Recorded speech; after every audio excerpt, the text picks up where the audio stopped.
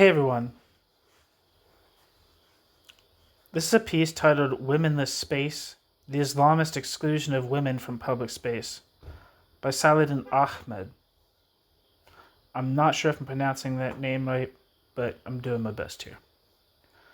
Saladdin Ahmed is a social and political philosopher and critical theorist.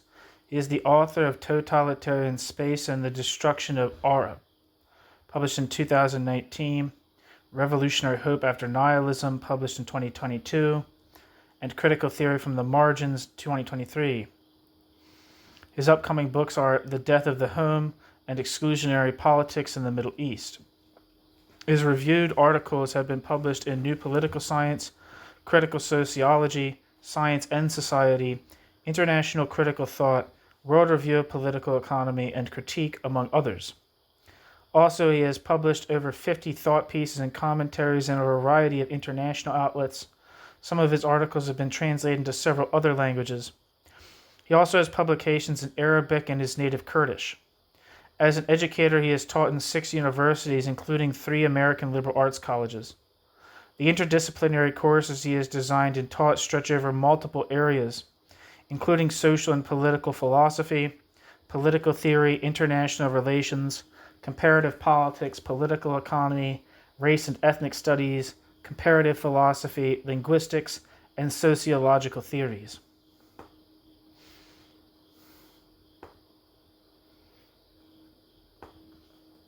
So here we go. This article problematizes the exclusion of women from Islamist public space, situating it within a cycle of sexual suppression. To this end, I analyzed some of the immediate consequences of Islamist extreme obsession with controlling the fetishized female body. From the outset, I want to make clear that the argument advanced in this article are not necessarily applicable to all or even most Muslim-majority societies. My focus is on Islamism, what Bassam Tibi, I have a big article by him about the Muslim Brotherhood on this channel, what Bassam Tibi defines as a form of, quote, religionized politics, unquote. Footnote, see Bassam Tibi's book, Islamism and Islam. While Islamism has been on the rise for decades, it is by no means the dominant ideology in most Muslim-majority societies. When dealing with subjects that are especially prone to essentialization and culturalization by English readers, attention to terminological nuances is paramount.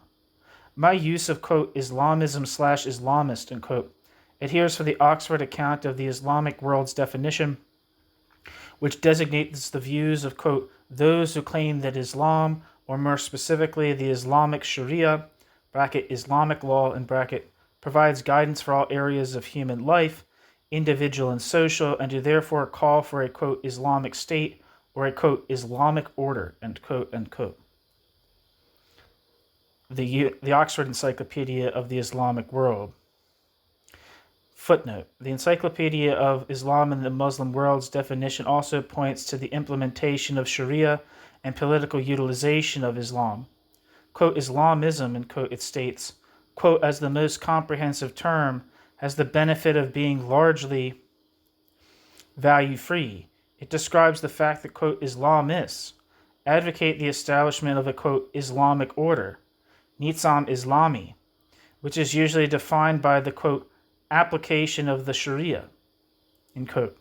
That is, the implementation of Islam's divinely ordained moral and legal code, regulating all human activity, including the organization of state and society, end quote. Encyclopedia of Islam and the Muslim World, edited by Richard C. Martin. End footnote.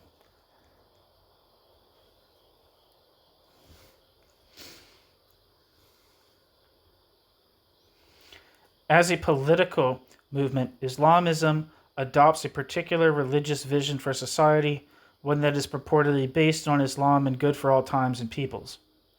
Through their categorical implementation of Sharia, Islamists aim to control every detail of both public space and personal affairs, using whatever means necessary to achieve that end.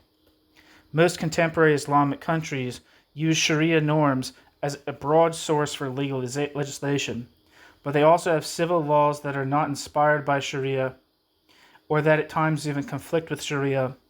Islamist groups therefore reject the state as a legitimate institution in those countries, as Islamists do not feel obliged to abide by any rules, laws, or conventions that are not derived from Sharia. They believe that the Quran and Sunnah, the two sources of Sharia, suffice for shaping a moral society in accordance with the divine will.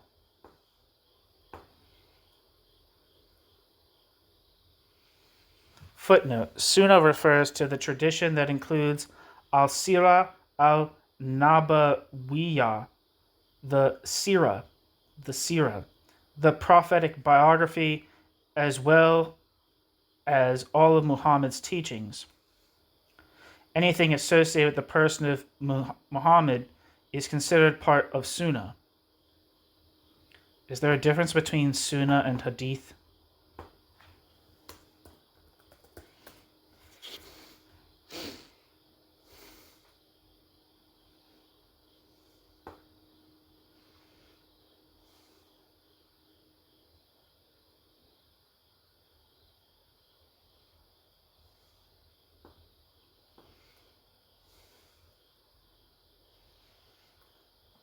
I'm going to look at Wikipedia real quick.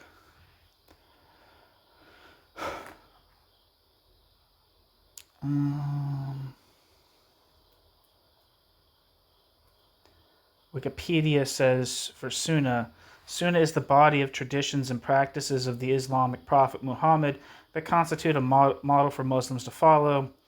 Sunnah is what all the Muslims of Muhammad's time supposedly saw, followed, and passed on to the next generations. Differing from the Sunni Muslims, the largest Islamic denomination are the Shia, who prioritize the role of imams in interpreting the Sunnah, and the true interpreters are the 12 imams and Sufi, who hold that Muhammad transmitted the values of Sunnah, quote, through a series of Sufi teachers, end quote. According to classical Islamic theories, the Sunnah is primarily documented by Hadith, which are the verbally transmitted record of the teachings, actions, deeds, sayings, and silent approvals or disapprovals attributed to Muhammad, and alongside the Quran, the Book of Islam, are the divine revelation, Wahy, derived from Muhammad, that make up the primary source of Islamic law, beliefs, and theology.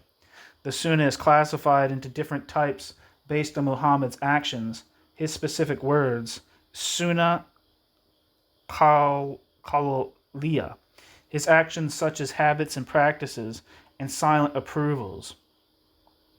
Historically, in pre-Islamic Arabia, the term Sunnah referred to, quote, manner of acting, end quote, urf, whether good or bad, and a recording of it was also an Arabian tradition. Later, quote, good traditions began to be referred to as Sunnah, and the concept of, quote, Muhammad's Sunnah was established.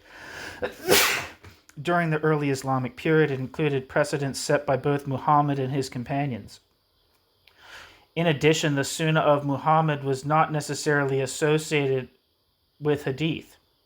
The strict focus on Muhammad's example, especially as recorded in Hadith, as the only authoritative source of Sunnah, was established later, particularly by scholar al-Shafi in the late 2nd century of Islam. The term as-Sunnah, the Sunnah, then eventually came to be viewed as synonymous with the Sunnah of Muhammad, based on Hadith reports, distinct from other practices. According to Muslim belief, Muhammad was the best example for Muslims, with the Quran instructing followers to emulate Muhammad's conduct and enjoin his followers to obey him. The Sunnah serves as a guide not only for fundamental religious practices such as salat, prayer, but for, quote, even the most mundane activities, end quote, such as the order in which to cut fingernails or the proper length of a beard. Additionally,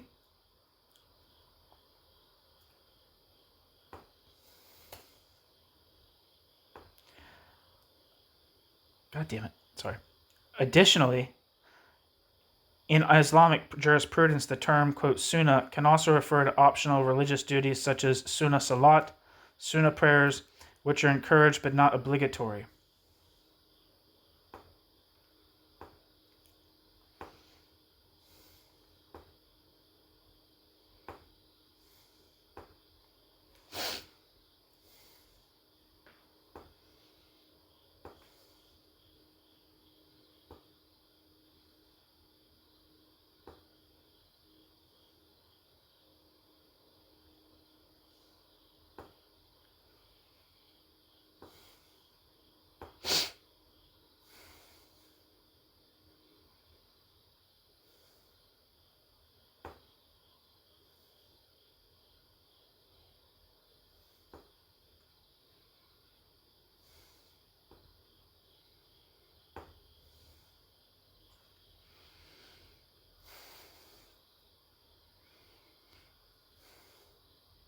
Back to the text, end footnote.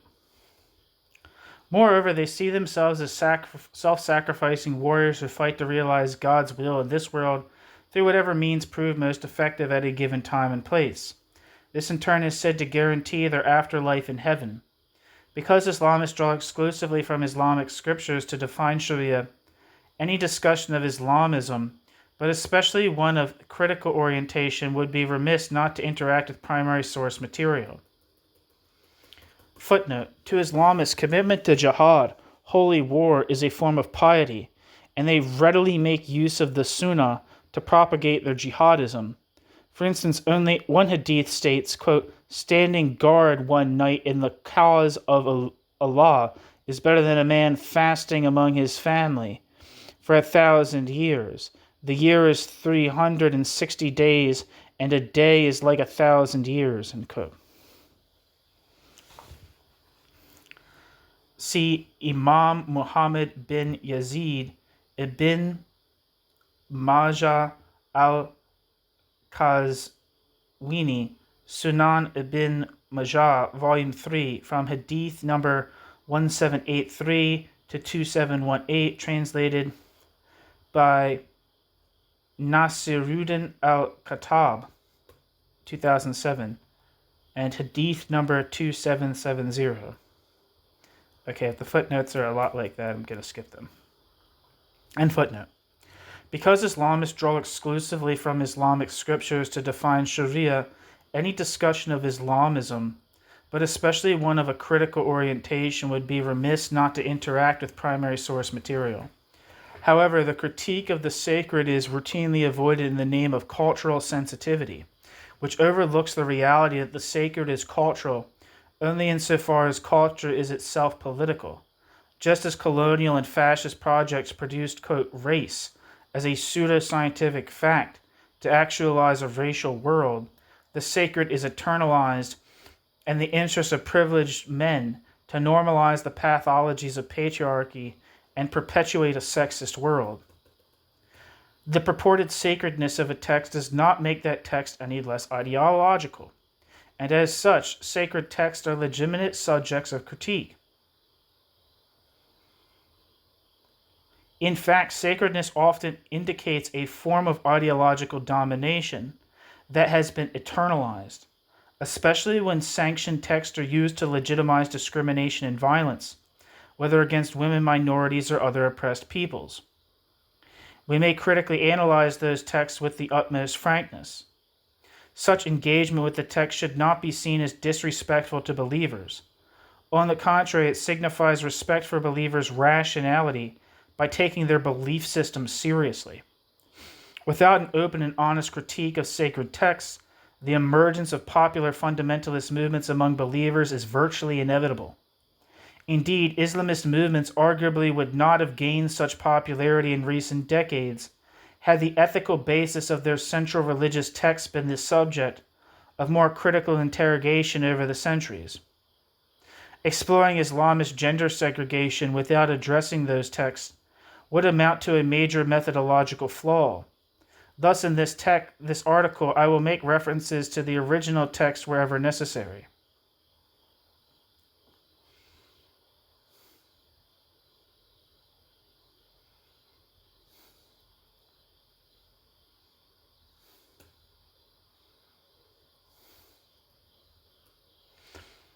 In critiquing Islamism, it is not my intention to play in the despicable forms of racism against millions of practicing and presumed Muslims, or to depict men who follow Islam as inherently more misogynistic than men who follow any other patriarchal religion or ideology. The goal here is rather to make sense of the misogyny that pervades Islamism and the palpable sexual suppression that it engenders in societies where Islamists maintain a strong hold on public space. Regrettably, this phenomenon too often goes uninterrogated in academia, which only serves to silence the voices of women who suffer under Islamist regimes. As Mona Al-Tahawi has called for a, quote, Mosque Me Too movement, often remarks, quote, Muslim women are caught between a rock and a hard place, end quote.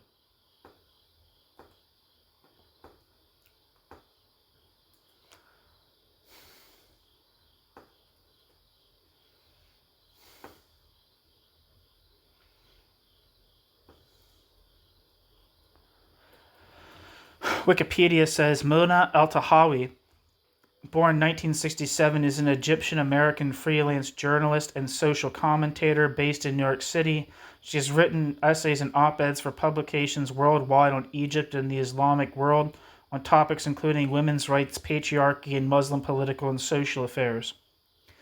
Mona Al-Tahawi's work has appeared in the Washington Post, the New York Times, Christian Science Monitor, and the Miami Herald, among others. Headscarves and Hymens. The book, Ella Hathaway's first book, was published in May 2015. Al-Tahawi has been a guest and analyst on U.S. radio and television news shows. Mona Al-Tahawi is among people who spearheaded the Mosque Me Too movement using the hashtag Mosque Me Too. Al-Tahawi has spoken publicly at universities, panel discussions, and interfaith gatherings on human rights and reform in the Islamic world, feminism, and Egyptian Muslim-Christian relations, among other things.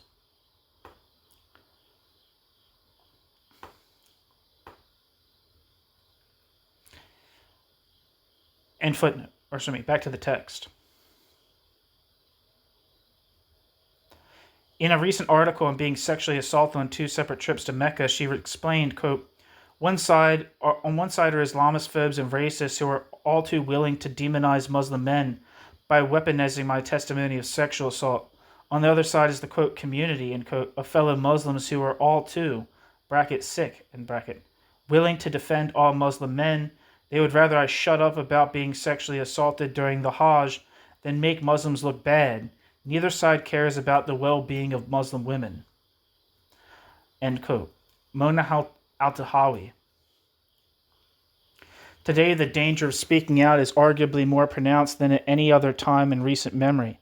But it is unacceptable for those of us in a position to speak instead, quote, shut up, end quote, out of fear of having our intentions called into question. It is certainly unfortunate in seeking to draw attention to one form of oppression, Muslim women and their allies may embolden other forms in the form of racism against those known or perceived to be Muslims. Even in focusing explicitly on Islamist space, I recognize that xenophobes have little regard for such distinctions, and am aware of the risk that the points herein may be used to further demonize the Muslim other. This is, of course, disturbing. However, I reiterate that choosing to remain silent when one is able to speak out is not the solution. The fact that Muslim women such as Daisy Khan, executive director of the Women's Islamic Initiative in Spirituality and Equality, fear, quote, that conservative Muslim clerics may twist hashtag Mosque Me Too to women's detriment, end quote, is reason enough to work towards drawing more attention to the Islamist treatment of women.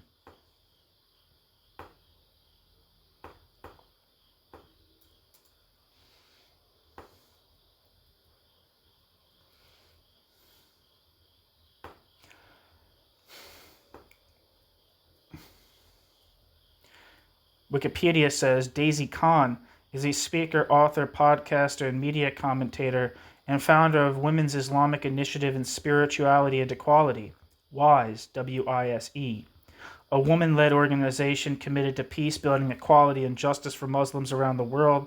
She is a thought leader on Muslim women's writings, Islam in America, and preventing the spread of Islamophobia and extremism. In 2017, Khan published Wise Up, Knowledge Ends Extremism, a report intended to prevent the rise of hate and extremism and develop narratives of peace. Her memoir, Born with Wings, was published in March 2018. Daisy Khan was listed among Time magazine's 100 most influential people. The Huffington Post included her in their top 10 women faith leaders, and More magazine has described her as a, quote, link between moderate Islam and the West.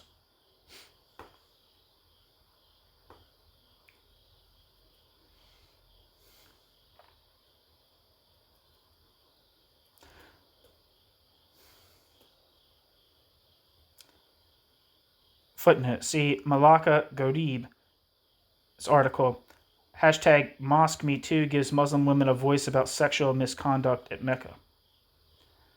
End footnote. For within Islamist circles, discussion of women's sexuality and sexual mistreatment are forbidden.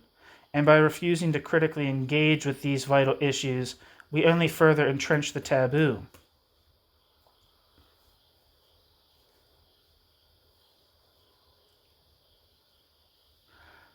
New section, defining the scope of the argument.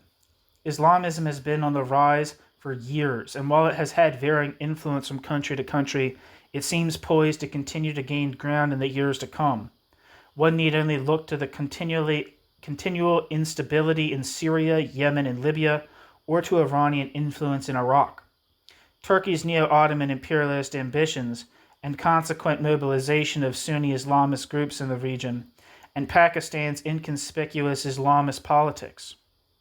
To be sure, Islamist regimes and movements propagate different versions of Sharia, sometimes corresponding to broader sectarian lines or simply reflecting conflicts over influence. All Islamist regimes and movements, though, have anti-women chauvinism in common. Thus, women will continue to suffer immeasurably with the growth of Islamism, even as they resist it, as we have seen with Kurdish and Yazidi women subjected to Islamist rule. Footnote: nowhere in the world is the state of oppression against women unchanging, primarily because of women's own resistance. For more on Kurdish women's resistance, see Pinar Tank's article, Kurdish Women in Rojava from Resistance to Reconstruction, published in Die Welt des Islams 57, 2017. And footnote.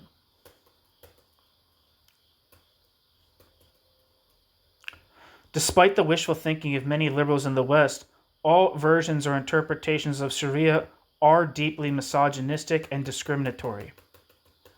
Granted, in most Muslim-majority countries, the state does not exclude women from public space or enforce compliance with Islamic codes of attire, but that is only because Sharia has not been fully implemented in such countries. The more a state relies on Sharia, the less access women will have to public space. For example, Magda Shaheen and Yassem al-Ghazali argue that when Egypt's former, quote, President Anwar al-Sadat introduced the phrase, quote, principles of Sharia, end quote, as the main source of legislation, end quote, in the 1971 Constitution, end quote, this, quote, represents the end of possibility for Egyptian women to attain their full and equal rights within the framework of a constitution, end quote. Magda Shaheen and Yasmin El-Ghazali, in the article, The Impact of Notions of Nationalism on Women's Rights in Egypt, published in 2017. End footnote. And now I'm going to look these people up.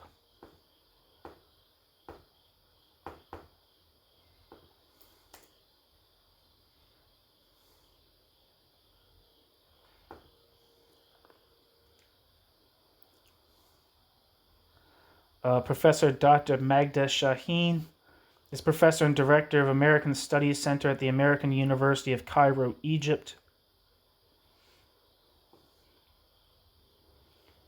And this other person, Yasmin El-Ghazali.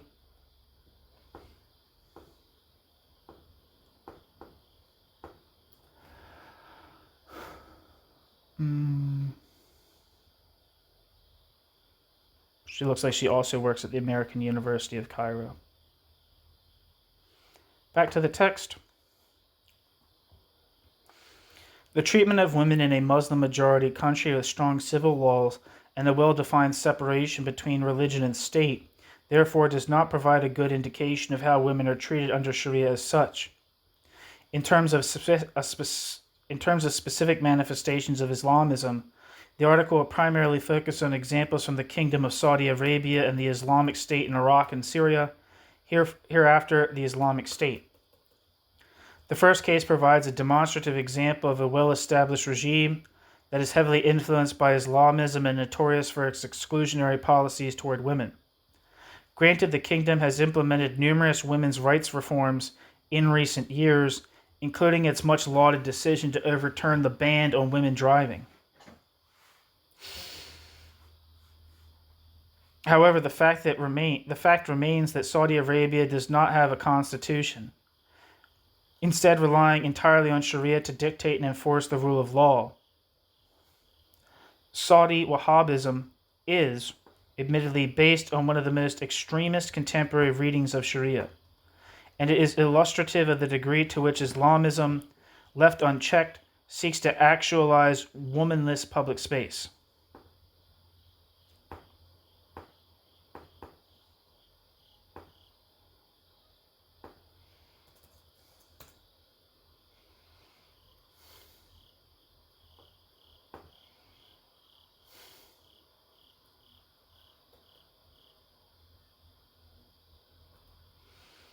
Wikipedia says, Wahhabism is an exonym for a Salafi movement within Sunni Islam, named after the 18th century Hanbali scholar Muhammad ibn Abd al-Wahhab. It was initially established in the Central Arabian region of Najd and later spread to other parts of the Arabian Peninsula, and was the official policy of Saudi Arabia until 2022. Despite being founded on the principles of Sunni Islam, the Hanbalite scholars Ibn Taymiyyah and Ibn al-Qayyim, in particular, Wahhabism may also refer to doctrinal differences distinct from other forms of Sunni Islam. Non-Wahhabi Sunnis also have compared Wahhabism to the belief of the Kharijites. The Wahhabi movement staunchly denounced rituals related to the veneration of Muslim saints and pilgrimages to their tombs and shrines, which were widespread among the people of Najd. Ibn Abd al-Wahhab and his followers were highly inspired by the Hanbali scholar Ibn Taymiyyah, who advocated a return to the purity of the first three generations, Salaf, to rid Muslims of bid'ah, innovation, and regarded his works as core scholarly references in theology. While being influenced by Hanbali school, the movement repudiated taqlid to legal authorities, often citing scholars such as Ibn Taymiyyah and Ibn Qayyim. Wahhabism has been characterized by historians as, quote, puritanical, while its adherents describe it as an Islamic, quote, reform movement to restore, quote, pure monotheistic worship, end quote. Sociopolitically, the movement represented the first major Arab-led revolt against the Turkish, Persian, and foreign empires that had dominated the Islamic world since the Mongol invasions and the fall of the Abbasid Caliphate in the 13th century, and would later serve as a revolutionary impetus for 19th century pan-Arab trends. In 1744, Ibn Abd al-Wahhab formed a pact with a local leader, Muhammad bin Saud, establishing a politico-religious alliance with the Saudi monarchy that lasted for more than 250 years. The Wahhabi movement gradually rose to prominence as an influential anti-colonial reform trend in the Islamic world that advocated the regeneration and social and political prowess of Muslims. Its revolutionary themes inspired several Islamic revivals, scholars, pan-Islamist ideologues, and anti-colonial activists as far as West Africa. For more than 2 centuries, Ibn Abd al-Wahhab's teachings were championed as the official creed in the 3 Saudi states. As of 2017, changes to Saudi religious policy by Crown Prince Mohammed bin Salman have led to widespread crackdowns on Islamists in Saudi Arabia and the rest of the Arab world. By 2021, the waning power of the religious clerics, brought about by the social, economic, political changes, and the Saudi government's promotion of a nationalist narrative that emphasizes non-Islamic components, led to what has been described as the, quote, post-Wahhabi era, end quote, of Saudi Arabia. Saudi Arabia's annual commemoration of its founding day on the 22nd of February since 2022, which marked the establishment of the Emirate of Diriyah by Muhammad ibn Saud in 1727 and de-emphasized his pact with Ibn Wad al-Wahhab in 1744, has led to the official, quote, uncoupling of the religious clergy, by the Saudi state.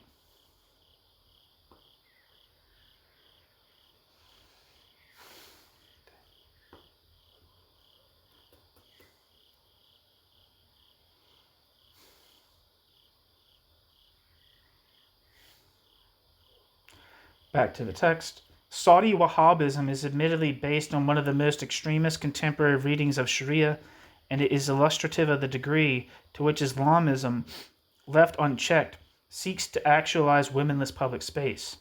Moreover, Wahhabism is increasingly, quote, perceived as the international Islam, without any links with cultures or territories, end quote. Footnote, see, that quote's from Ab Desamad Dialmi in the article Sexuality in Islam, published in European Journal of Contraception and Reproductive Health Care, published in 2010. And footnote. The Islamic State also provides ample material for analysis insofar as it managed to regulate its own public space for the duration of its rule in parts of Iraq and Syria from 2014 to 2017. Some might contend that I have selected unrepresentative manifestations of Islamism, but the mechanisms of exclusion discussed here inform even the most moderate readings of Sharia. All one need do to verify this claim is examine a place where any version of Sharia is implemented. Whether in Pakistan or Britain, Islamic schools where Sharia is taught and implemented show no sign of moderation when it comes to restrictions on women's and girls' freedoms. Footnote, for instance, see Layla Hussein's article, Life Inside an Islamic Boarding School, Times UK, published November 22nd, 2014, and footnote. While the Islamic Republic of Iran would seem to be an obvious choice for another point of focus, the regime has never succeeded in producing a full-fledged Islamist public space across Iran. The Islamic Moral Police and the Basij, B-A-S-I-J, do have a strong grip on public space, and they aim to impose an Islamist code of conduct.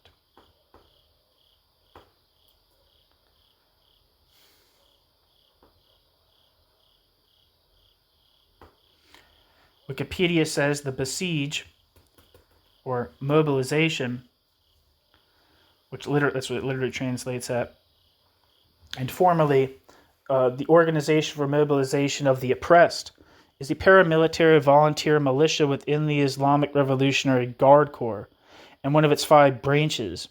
An individual member is called Basiji in the Persian language.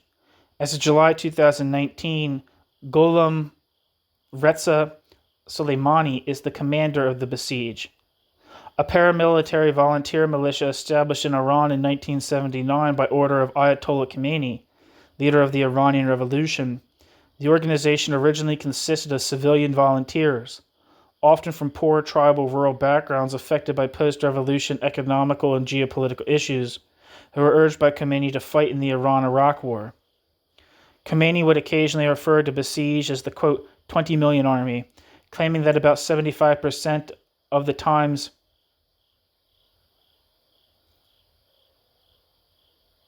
that's a weird sentence. 75% of the population are Basajis. He would elaborate, saying that a country of 20 million of its people as their army will be undefeatable.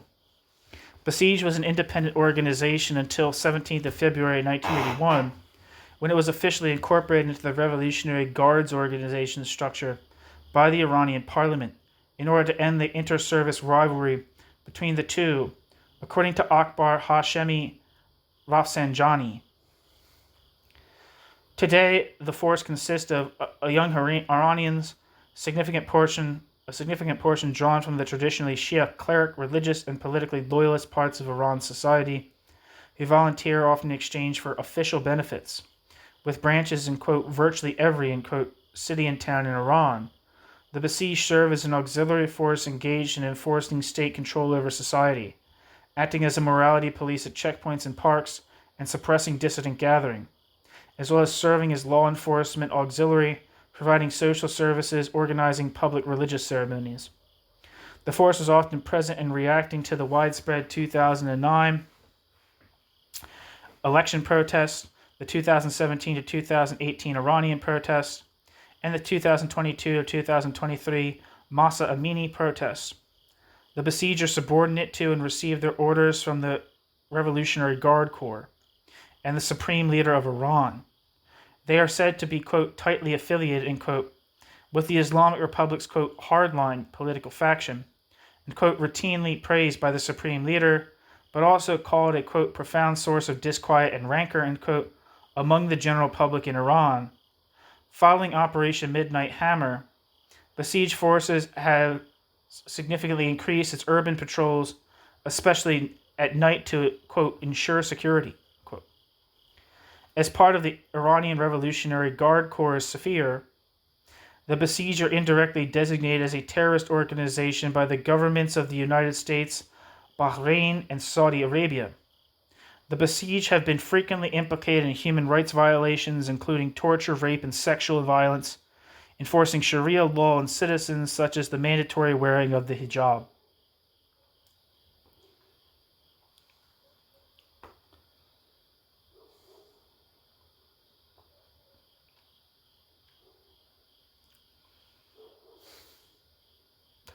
Back to the text.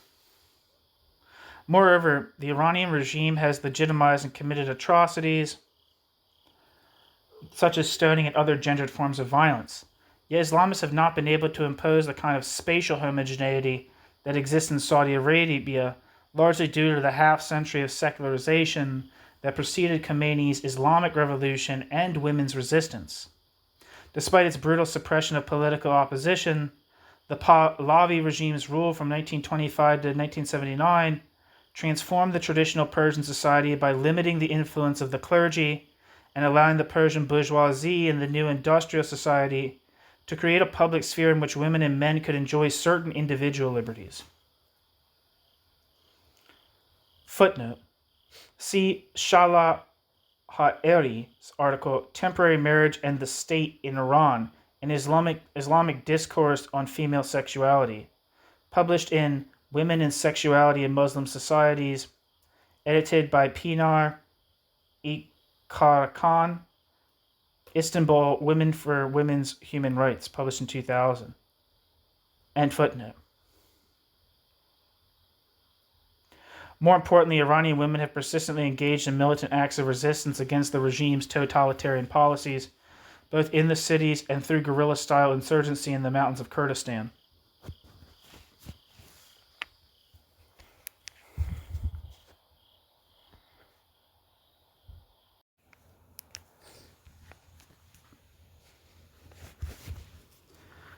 New section.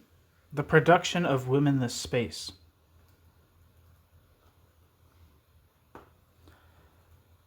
The Islamicness of public space is often engaged by the degree to which women are excluded from it. Put differently, as Nilüfer Gül contends, quote, in Muslim context of modernity, women's corporal visibility and citizenship rights constitute the political stakes around which the public sphere is defined, end quote. Nilüfer Gül, in the article, The Gendered Nature of the Public Sphere.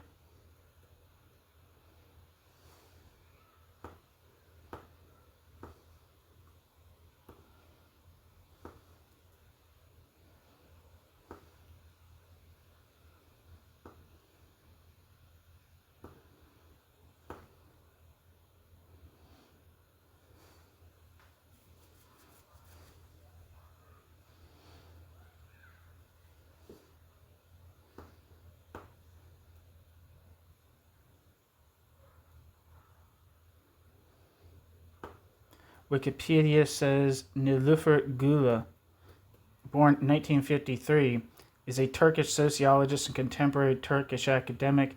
He specializes in the political movement of today's educated, urbanized, and religious Muslim women. She is the daughter of Turgut Gül, a politician from the Republican People's Party. From 1986 to 2001, a professor at the Boğaziçi University in Istanbul. She is currently directrice d'études at the École des Hautes Études en Sciences Sociales, Centre d'Analyse et d'Intervention Sociologique in Paris. Gula is author of Interpretation, l'Islam et l'Europe. Don't know how to pronounce French words, just doing my best here. The Forbidden Modern Civilization Unveiling.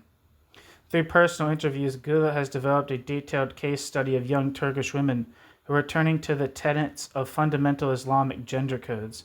Her sociological approach, which is underpinned with socialist and Marxist ideology, has also produced a broader critique of Eurocentrism with regards to emerging Islamic identities at the close of the 20th century.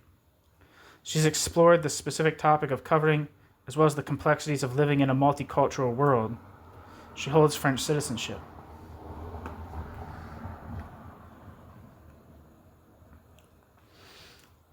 Back to the text. As this paper illustrates, the Islamist fixation on denying women the right to appear in public space is deeply rooted in the fundamentalist celebration of men's sexuality and denial of women's.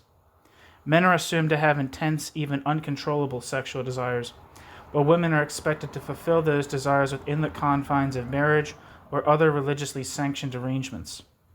Drawing attention to the primarily sexual nature of the wife's role in authoritative pre-modern Islamic texts, Qassia Ali notes the acceptance of, quote, restrictions on women's mobility to ensure their exclusivity and availability to men with sexual rights over them, end quote.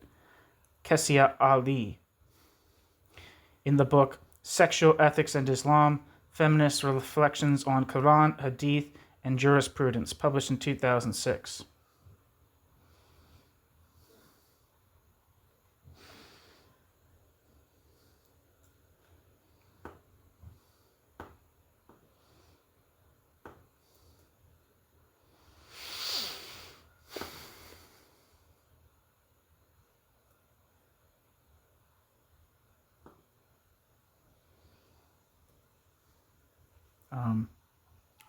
Qassia Ali, born 1972, is an American scholar of Islam who focuses on the study of Islamic jurisprudence, ethics, women and gender, and biography.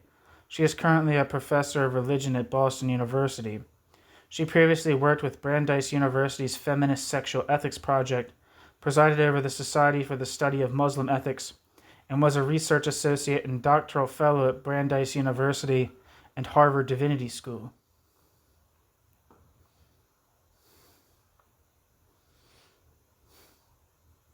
Back to the text. Because men's sexual desires are believed to be irrepressible, a woman must literally hide to avoid arousing the desires of men who do not have the legal right to have sex with her.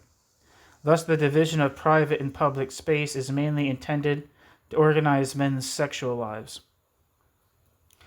Whereas sexuality is the target of scorn in Christianity, foundational Islamic texts discourage celibacy and afford male sexuality a spiritual dimension separate from the practicalities of reproduction. Footnote, for example, see verses 2, 223, and 66, 1. End footnote. It has also been argued that Islamic thought attributes a comparatively active sexuality to women, but female sexuality is ultimately presented as something to be carefully controlled rather than celebrated. Footnote, see for example Fatima Marnisi's article, The Muslim Concept of Active Female Sexuality, published in Women and Sexuality in Muslim Societies.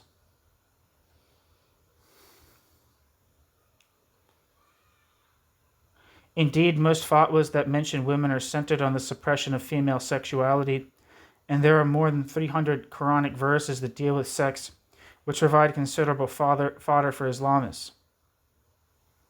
Footnote. See Abdel Wahab Boudiba, Sexuality in Islam, published in 1998, or translated into English in 1998.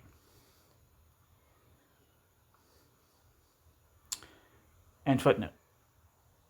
As Fatima Mernissi argues, quote, the entire Muslim social structure can be seen as an attack on and a defense against the disruptive power of female sexuality, end quote. Fatima Mernissi, Beyond the Veil, Male-Female Dynamics in Modern Muslim Society, published in 1987.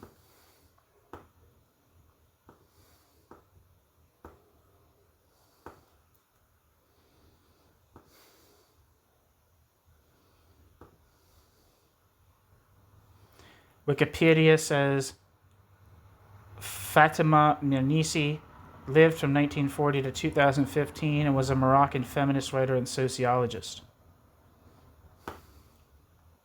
Back to the text. Fatima Mernissi states, quote, because of the dual nature of sexual desire, earthly and heavenly, and because of its tactical importance in God's strategy, its regulation had to be divine as well. In accordance with God's interests, the regulation of the sexual instinct was one of the key devices in Muhammad's implementation on earth of a new social order in then pagan Arabia. End quote. Fatima Mernissi. There is some debate on the degree to which women were excluded from public space in Muhammad's time, but what is certain is that gender-based segregation became increasingly entrenched with time. Saladdin Ahmed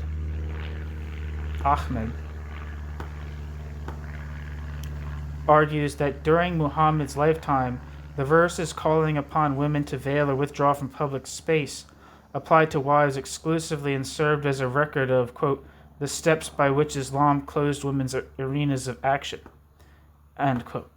Saladdin Ahmed in Saladdin Ahmed, Women and Gender in Islam, Historical Roots of a Modern Debate, published in 1992. Footnote. It is a commonly held opinion among feminist and progressive Islamic thinkers that foundational Islamic texts such as the Quran, and less so the Hadiths, lay out an ideal mode of gender relations that was ultimately corrupted by later generations of men. See, for example, Fatima Mernissi's book, The Veil and the Male Elite, A Feminist Interpretation of Women's Rights in Islam, translated by Mary Jo Lakeland. End footnote.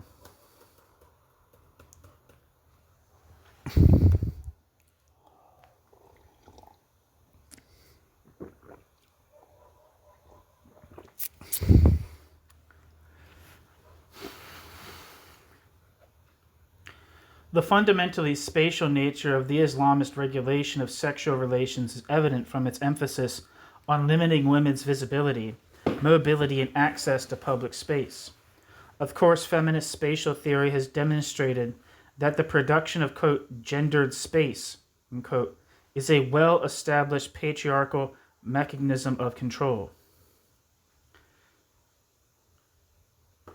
Shit, I wanted to look up Saladdin Ahmed.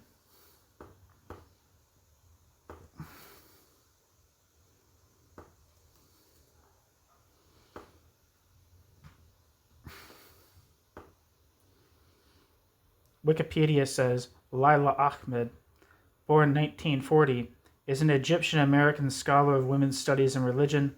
In 1992, Saladdin Ahmed published her work Women and Gender in Islam, which is regarded as a pioneering historical analysis of the position of women in Arab Muslim societies. Saladdin Ahmed became the first professor of women's studies and religion at Harvard Divinity School in 1999, and was held the Victor S. Thomas Professor of Divinity Chair since 2003. She was later awarded the Victor S. Thomas Research Professor of Divinity in 2020. End footnote. Back to the text. As Daphne Spain argues, quote, Throughout history and across cultures, architectural and geographic spatial arrangements have reinforced status differences between men and women, end quote. Daphne Spain, in the book by Daphne Spain, Gendered Spaces.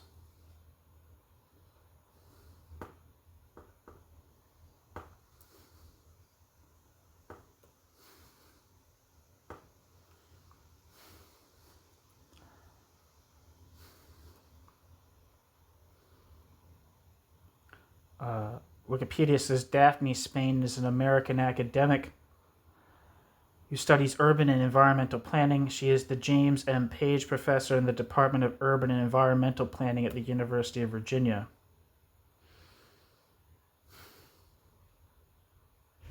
Her books include Constructive Feminism, Building Women's Rights in the City, Gendered Spaces, and How Women Save the City.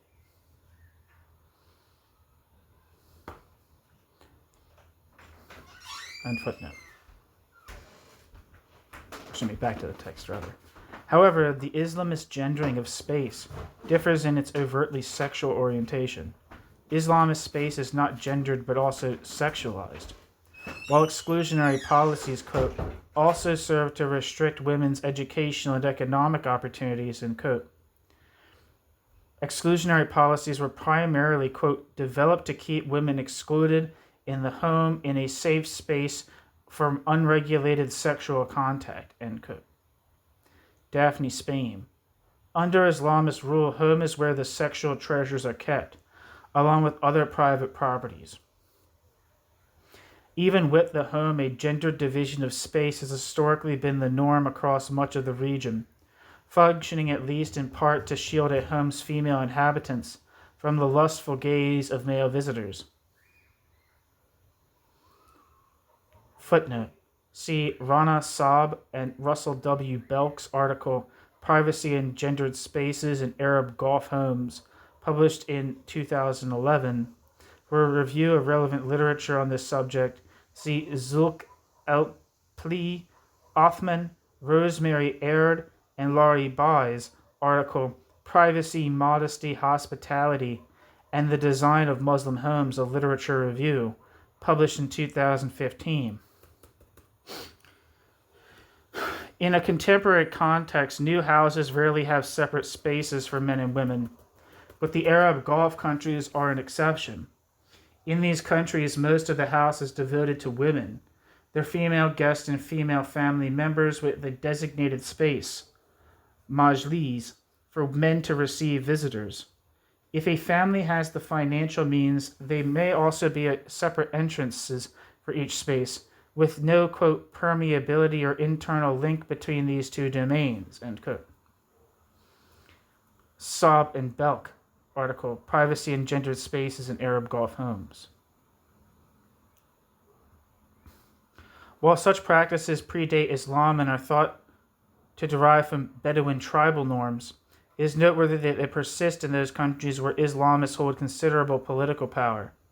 Furthermore, the Quranic verse 33:53 provides precedent for a gendered segregation in the home, in that it instructs non-related male visitors, quote, if you ask them, bracket, the Prophet's wives, end bracket, for something, ask them from behind a hijab, that is, more chaste for your hearts and their hearts, end quote.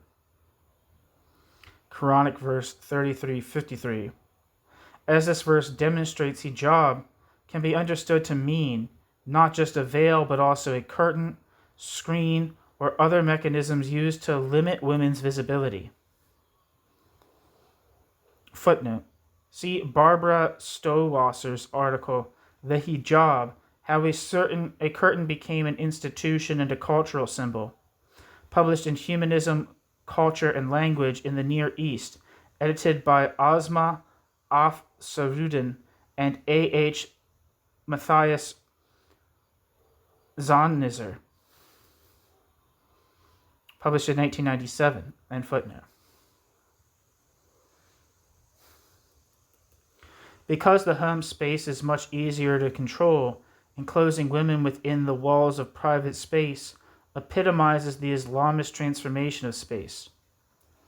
Islamist doctrine encourages what the Islamic State's all-women Al-Qansa Brigade terms a, quote, sedentary existence for women, end quote.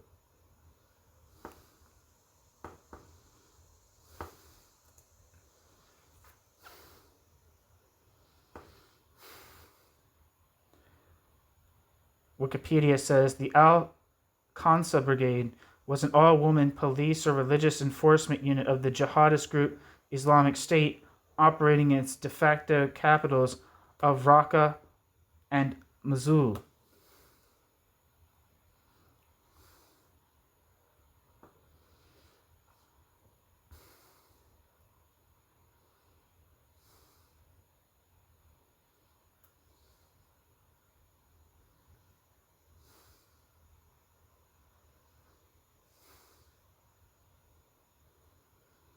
We also see the fixation on protecting women from the male gaze in the manifesto, which warns, quote, the space for those who advocate for the twin virtues of purity and goodness is dwindling. They are instead being replaced with prying eyes, end quote.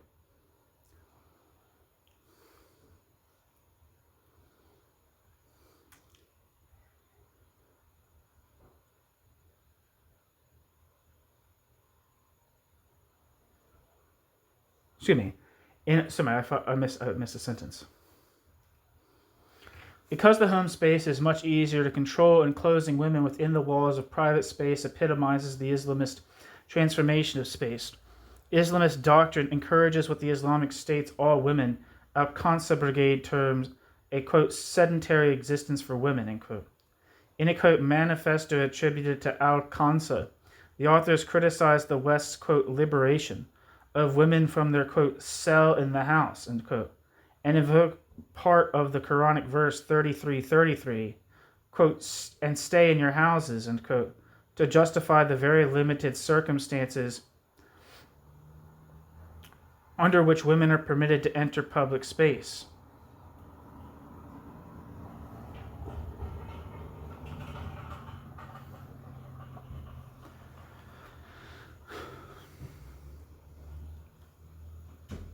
And these past couple of quotes were from the Al-Qansa Brigade themselves. Women in Islamic State Manifesto Case Study. Wait, hold on. Is that from them themselves? No, I don't think it. I can't fucking tell. Islamist doctrine encourages that the Islamic State's all-women Al-Qansa Brigade encourages what the Islamic All-Women's Brigade, Al-Qansa Brigade, terms a, quote, sedentary existence for women, end quote. In a, quote, manifesto attributed to that's right, so it is them. In a, quote, manifesto attributed to Al-Qansa, the authors criticized the West's, quote, liberation of women from, quote, their cell in the house, end quote, and to invoke part of the Quranic verse 33:33, quote, and stay in your houses, end quote, to justify the very limited circumstances under which women are permitted to enter public space. We also see the fixation on protecting women from the male gaze in the manifesto, which warns, quote, the space for those who advocate for the twin virtues of purity and goodness is dwindling. They are instead being replaced with prying eyes, end quote. Al-Qansa Brigade. While the Islamic State is even more repressive than countries like Saudi Arabia in terms of allowing women to enter public space, women in both cases are expected to be completely covered from head to toe, substituting the walls of private space with dark, flowing fabric to obscure their bodies.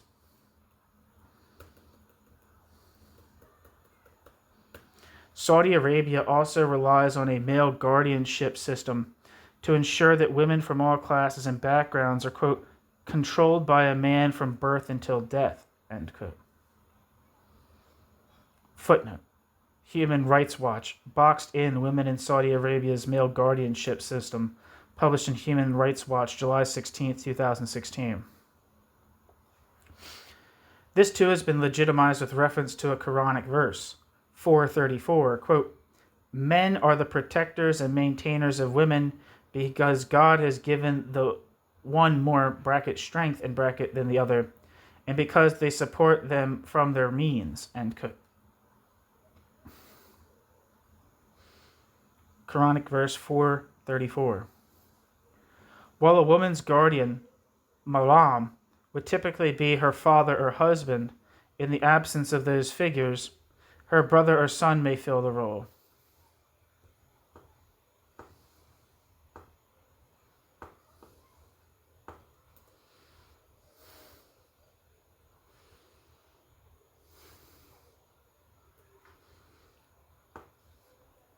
According to Wikipedia, a maram in Islam is a family member with whom marriage would be considered permanently unlawful.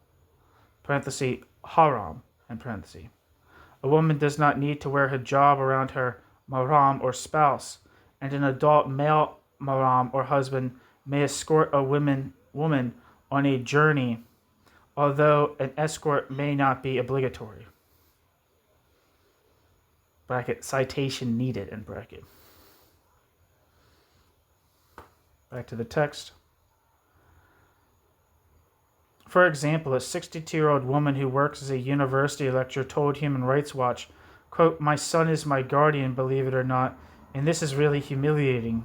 My own son, the one I delivered, the one I raised, he is my guardian." End quote.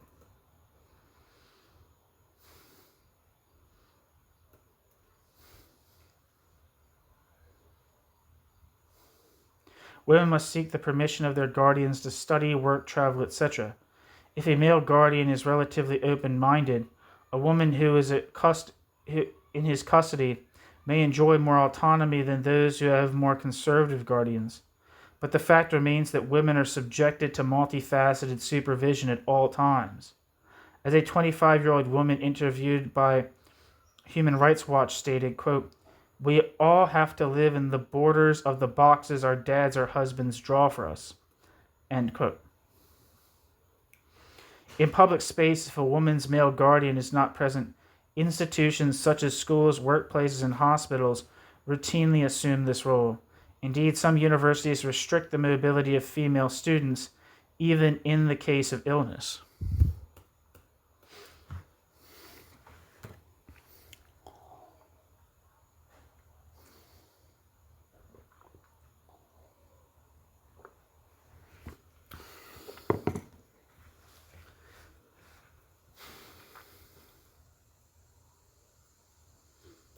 Of course, no discussion of mobility restrictions would be complete without addressing the Saudi ban on women driving, which was lifted by royal decree in the latest series of women's rights reforms in recent years. Quote, but make no mistake, end quote. Tamara Karoub cautions, quote, "This is hardly progress. Authoritarian regimes have long employed seemingly progressive women's rights initiatives to enhance their image in the West, while they continue their repressive policies without any real progress towards rights and freedom for their citizens." End quote. Tamara Karoub, in the article "The Right to Drive is Meaningless Until Male Guardianship Ends," published in New Arab, September 28, 2017.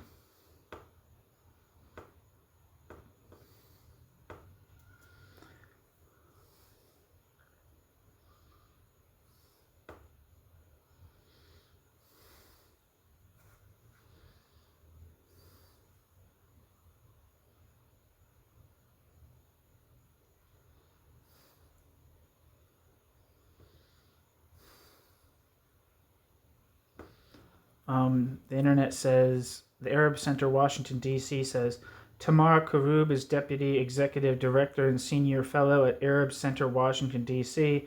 Her research work focuses on the intersection of technology and human rights in the Middle East and North Africa, and on U.S. policy toward Israel-Palestine. She publishes research and policy analysis papers and editorials, exploring the role of media and communication technology in the political process, including issues of digital authoritarianism, disinformation, cyber power, and AI-assisted warfare. She also works on research focusing on Palestine, Israel, human rights, identity politics, women's rights, and U.S. foreign policy in the Middle East and North Africa. Karub has published chapters and papers in several books and academic journals, contributed analyses to various media outlets, and spoke at international conferences such as at the UN on issues related to Palestine, technology, and human rights. Karub holds a PhD from Indiana University Bloomington and an MA from the University of Westminster, and is the recipient of several awards and fellowships, including Fulbright.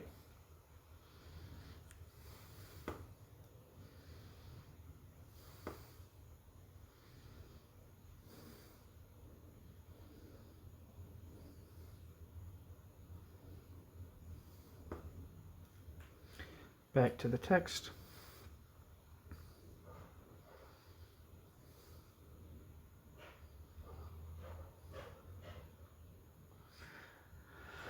The ban was based on a 1990 fatwa issued by Abdul Aziz ibn Baz, who became the Grand Mufti,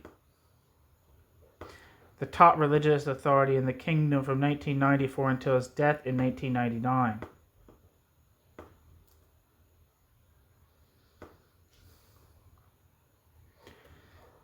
Wikipedia says Abdul Aziz ibn Abdullah al-Baz, who lived from 1912 to 1999, known as Ibn Baz or Bin Baz, was a Saudi Islamic scholar who served as the Grand Mufti of Saudi Arabia from 1993 until his death in 1999. According to French political scientist Gilles Capel, Ibn Baz was a, quote, figurehead, unquote, whose, quote, immense religious erudition and his reputation for intransigence, unquote, gave him prestige among the population of Saudi Arabia. He, quote, could reinforce the Saud family's policies through his influence with the masses of believers, unquote. Ibn Baz issued a fatwa authorizing a wealth tax to support the Mujahideen during the anti-Soviet jihad. His endorsement of the book In Defense of Muslim Lands, principally written by Abdul Azam, was a powerful influence in the successful call for jihad against the Soviet Union. It is said to be the first official call for jihad by a nation-state against another nation-state in modern times. Back to the text. Ibn Baz's fatwa states, quote, women driving leads to many evils and negative consequences, including among these is her mixing with men without her being on her guard, unquote. Ibn Baz.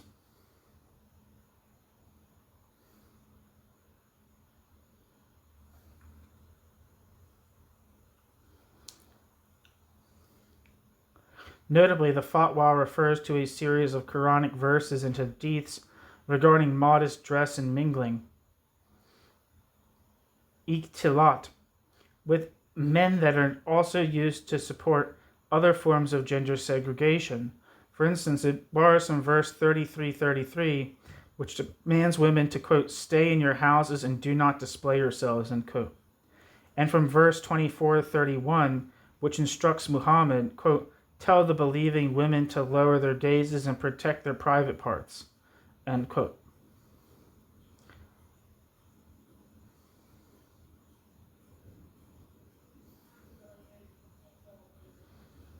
Among the hadiths to which the fatwa makes reference is, quote, I have not left behind me any temptation more harmful for men than women, end quote.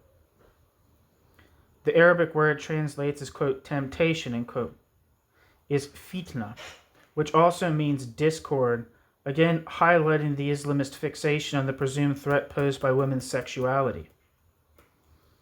In the Gulf countries, women-only spaces have emerged as a spatial technique capable of affording women access to services while still limiting opportunities to mingle with them. To mingle with men. The practice began with girls-only schools, which are common throughout the Middle East, but has grown to include women-only workplaces, banks, malls, and parks, as well as familial spaces such as the fully enclosed booths and restaurants. Footnote. See, for example, Anne-Marie Fangel's article, Separate or Together, Women-Only Public Spaces and Participation of Saudi Women in the Public Domain in Saudi Arabia. See also Reza Arjman's book, Public Urban Space, Gender and Segregation, Women in Segregation, Women-Only Urban Parks in Iran, published in 2017. End footnote. In some cases, the division of space is demarcated by signs reading, quote, unaccompanied women are not allowed, end quote, or, quote, only for women, end quote.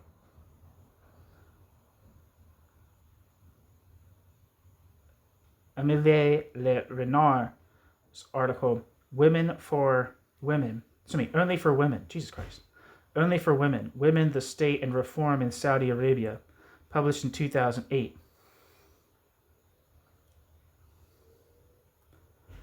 These practices mimic the increasingly gendered nature of mosques, as evidenced by separate prayer spaces with filigree windows or television screens to allow women to, quote, see without being seen, end quote. Sobe and Belk in the article Privacy and Gendered Spaces in Arab Gulf Homes. Likewise, the women who participated in a conference on women's rights held at Saudi Arabia's Qasim University in 2012 sat in a separate room with only their voices broadcast to an auditorium filled with more than 140 men. Footnote, Saladdin Ahmed, a Womanless Conference, published in Your Middle East, 2015.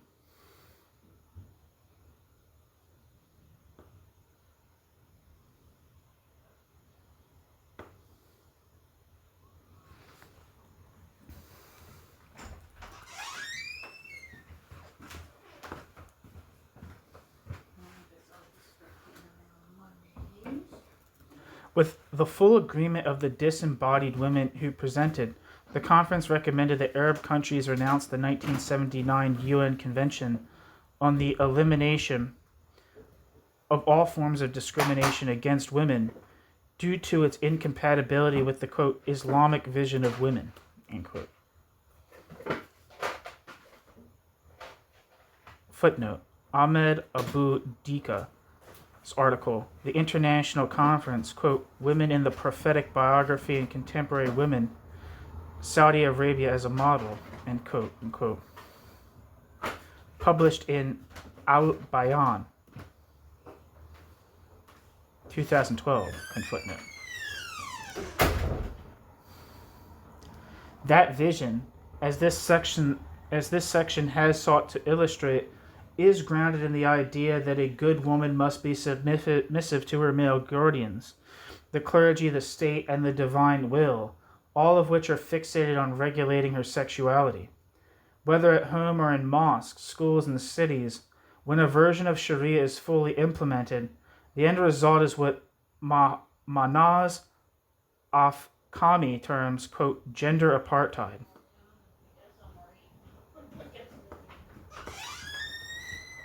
Footnote, see the article by Manaz Afkami, Gender Apartheid and the Discourse of Relativity of Rights in Muslim Societies, published in Religious Fundamentalisms and the Human Rights of Women, published in 2001. End footnote. Granted, the severity of segregation varies depending on the dominant sect and the ruling politicians and or clergy, but in all cases women are at a spatial disadvantage merely by virtue of being women.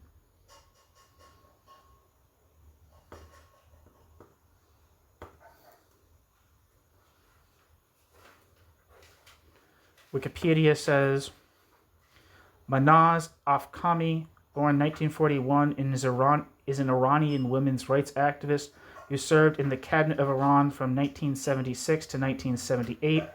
She is founder and president of Women's Learning Partnership, WLP, executive director of the Foundation for Iranian Studies, and former Minister of Women's Affairs in Iran's pre-revolutionary government. She has lived in exile in the United States since 1979.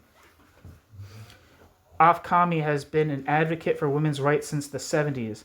She has founded and headed several international non-governmental organizations focused on advancing the status of women in Iran and later around the world. Manaz Afkhami has lectured and published extensively on the international women's movement, women's human rights, women in leadership, women and technology, the status of women in Muslim-majority societies, and on women's participation in civil society building and democratization. Her books have been translated into multiple languages and distributed internationally.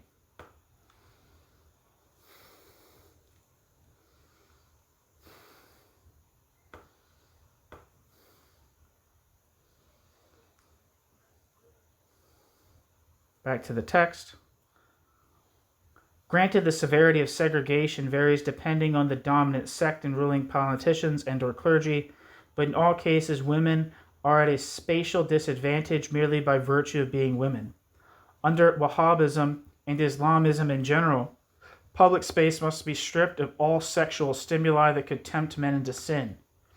Moreover, because there is no fixed list of fitna, the exclusion of women from space is always open to ever more fanatical interpretations. Obviously, the more suppressed the male, the vaster the sexual territory becomes, to the degree that everything related to the female body becomes a potential source of sexual arousal.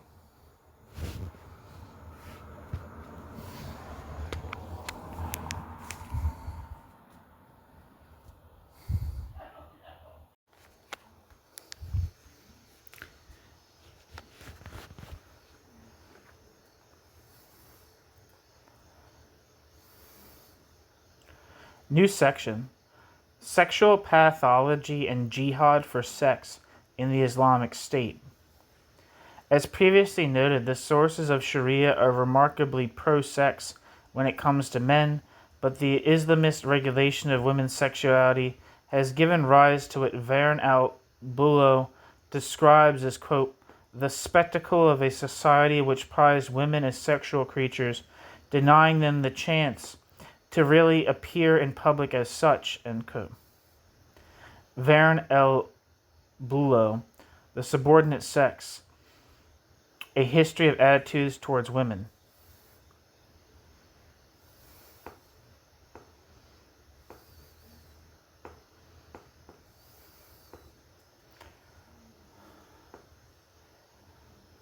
Wikipedia says, Vern Leroy Bullo lived from 1928 to 2006 and was an American historian and sexologist.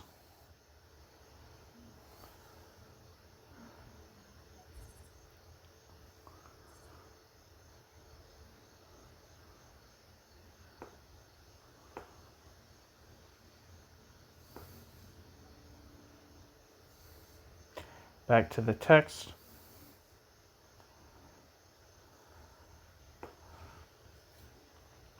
While the resulting gendered space ensures the absolute domination of men over women, it has also become the source of a major pathological problem centered on the simultaneous fetishization and hatred of the female body. As Deniz Kandiyoti concludes, quote, the subjection of women through purdah, bracket literally, quote, curtain, end quote, but used to connote a system of gendered exclusion, end bracket, and polygamy ultimately mutilates and distorts the male psyche, end quote.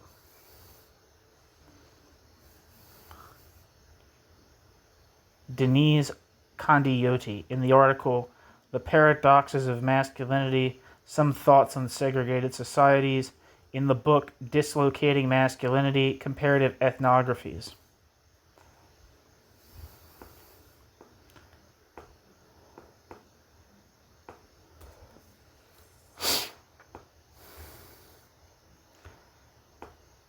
Wikipedia says Deniz Kandiyoti is an author and an academic of research in the fields of gender relations and developmental politics in the Middle East. She holds a PhD from the London School of Economics. Her work on gender and Islam, especially in post-colonial and rural development areas, has been influential throughout the entire field. She has pioneered new research in understanding the implications of Islam and state policy on women, and as a result has brought more attention to the field.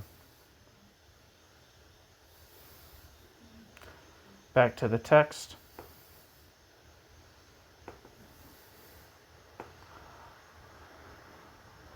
The normalization of a sexist spatial distribution over time leads to a pathological male self incapable of relating the capital O other on intersubjective bases, or of imagining a world that is not essentially sexualized. Given the scope of sexual suppression, new interpretations of Islamic texts would tend to be more, not less, encompassing than earlier ones. Qua taboo and the object of desire, the female body triggers an obsessional neurosis that only intensifies with the social prohibition of the appearance of women. Footnote: Sigmund Freud analyzes the parallelism between taboo and obsessional neurosis and points to a similar link between neurosis and religion. See Sigmund Freud, Totem and Taboo. End footnote. As Freud noted, quote, any fresh advance made by the repressed libido is answered by a fresh sharpening of the prohibition. The mutual inhibition of the two conflicting forces produces a need for discharge, for reducing the prevailing tension, and to this may be attributed the reason for the performance of obsessive acts. End quote. Freud, Totem and Taboo. In spaces where female sexuality is prohibited, the male realm of sexuality is allowed to expand seemingly without bonds. As sexual obsession intensifies, gradually all that can be associated with women becomes essentially sexual. The ensuing cycle of deprivation and desperation will eventually reach a point where even a woman's shadow becomes fitna, with potentially devastating effects.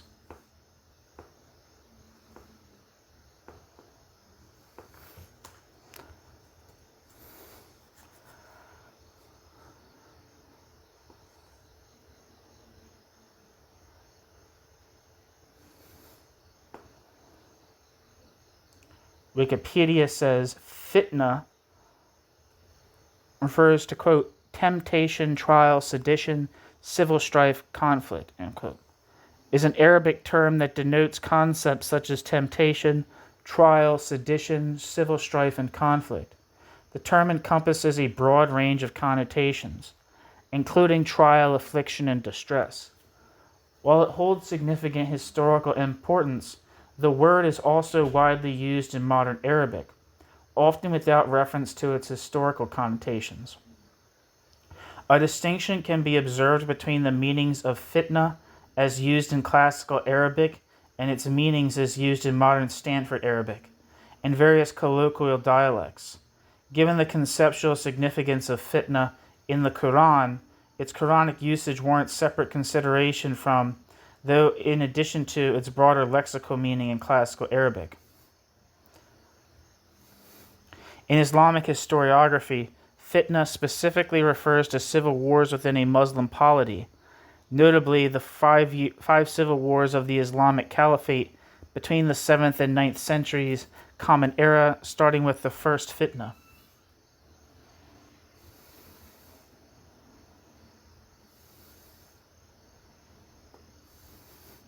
Back to the text. By the time a boy in a strictly gendered segregated society reaches puberty, his only unveiled exposure to the female body has been to women with whom he cannot have sexual relations, i.e. his mother, sisters, and other women forbidden as sexual partners. Al-Maharm.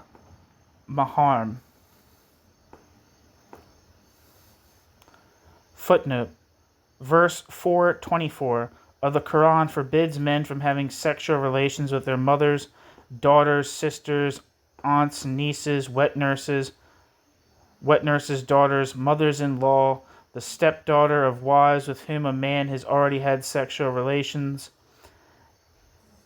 and sons' wives.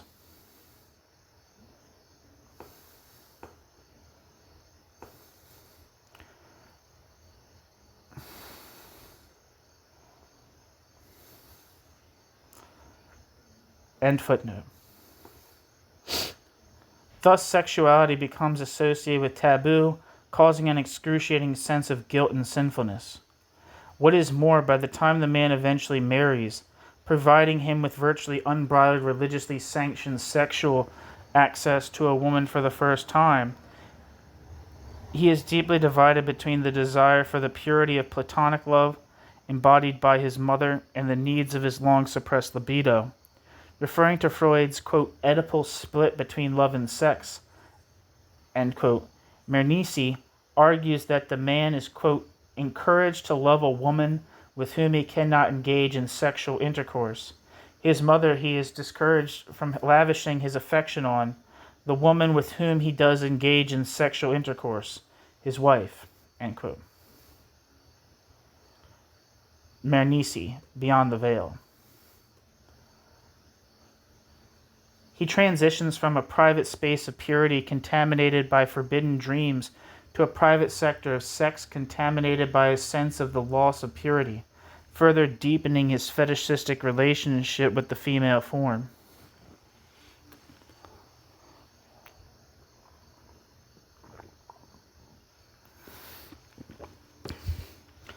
Although the mother-son relationship is often considered the most influential in terms of gender relations, a similar dynamic seems to be at work in brother-sister relationships, which are most often a subject of discussion in relation to phenomenon of honor killings.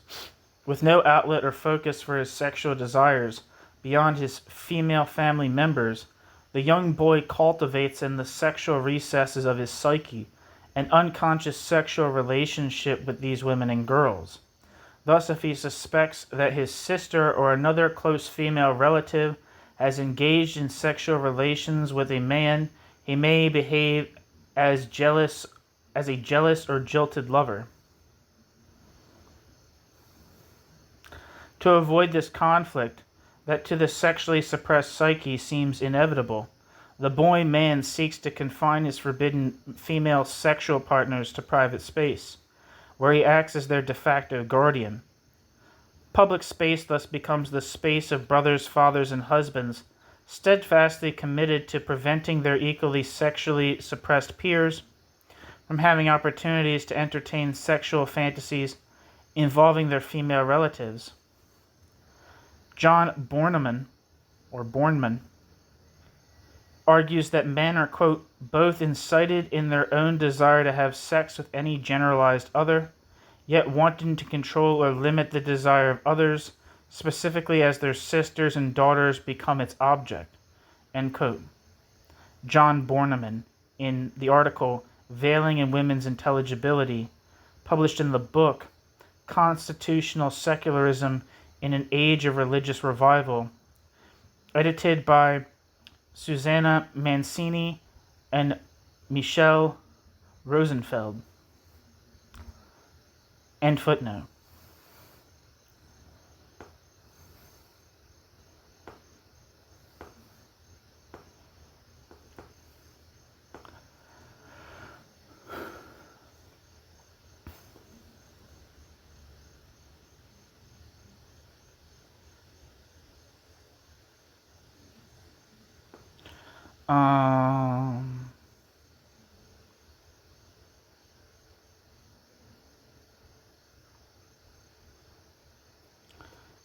Looks like John Bornemann was kind of a big deal. He was the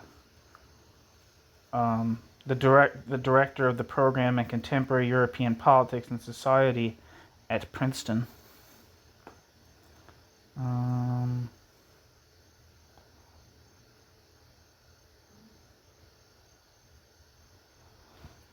Back to the text.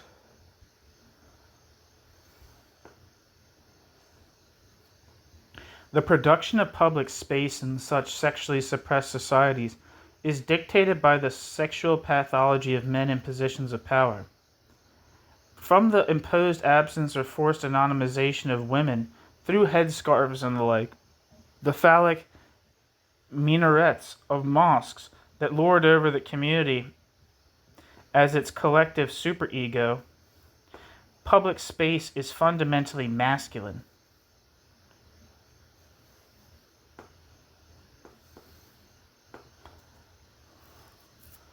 According to the internet, a minaret is a tall, slender tower, typically part of a mosque, with a balcony from which a muezzin calls Muslims to prayer.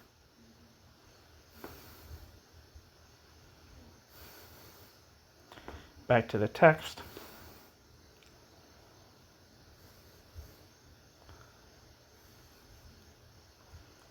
Phallic architecture is often interpreted as an assertion or celebration of male power, which is indicated in the Al-Qansah Brigade's hope that women's sons will grow to be the, quote, minarets of the State of Islam, end quote.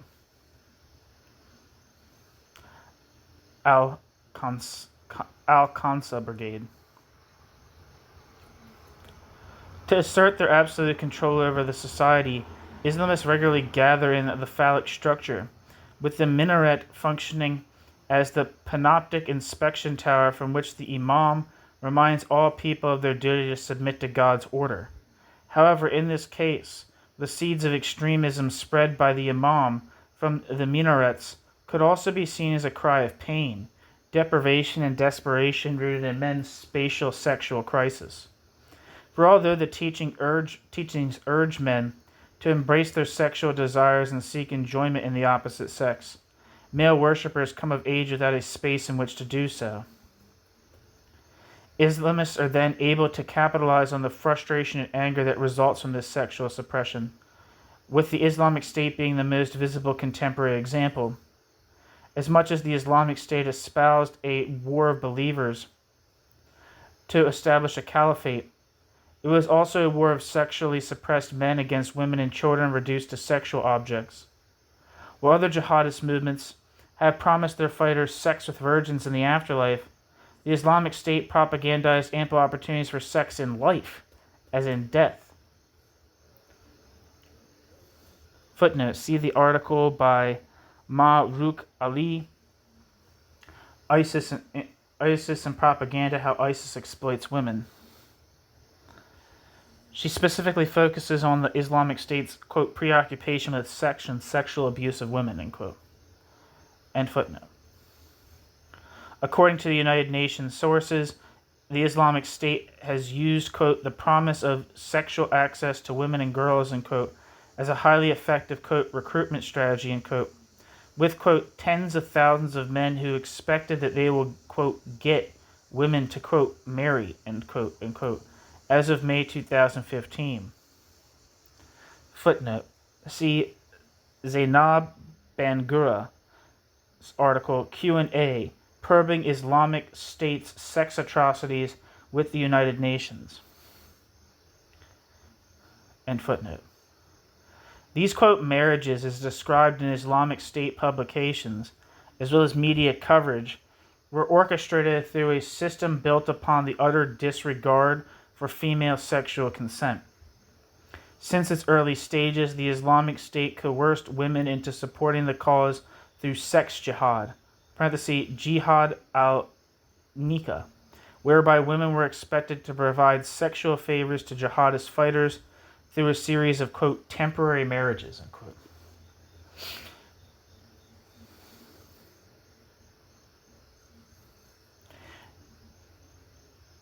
There were also reports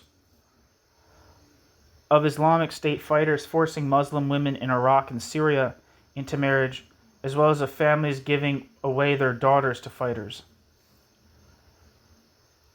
Footnote, see also United Nations Security Council article, Conflict-Related Sexual Violence, report of the General Secretary, and footnote. Meanwhile, the Islamic State also revived the practice of sexual slavery, using thousands of Yazidi women and girls captive.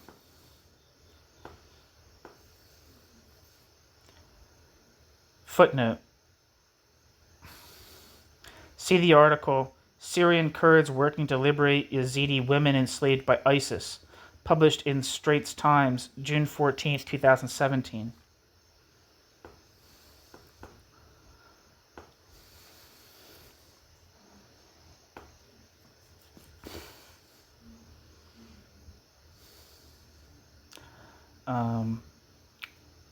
I always hear about the Yazidis, but I don't really know who they are. I know there's like genocide against them. Yazidis, also spelled Yazidis, are a Kurdish-speaking endogamous religious group indigenous to Kurdistan, a geographical region in Western Asia that includes parts of Iraq, Syria, Turkey, and Iran, with small numbers living in Armenia and Georgia. The majority of Yazidis remaining in the Middle East today live in Iraq, primarily in the governorates of Nineveh and Tohok. There is a disagreement among scholars and in Yazidi circles on whether the Yazidi people are a distinct ethno-religious group or a religious subgroup of the Kurds, an Iranic ethnic group. Yazidism is the ethnic religion of the Yazidi people and is monotheistic in nature, having roots in pre-Zoroastrian Iranic faith.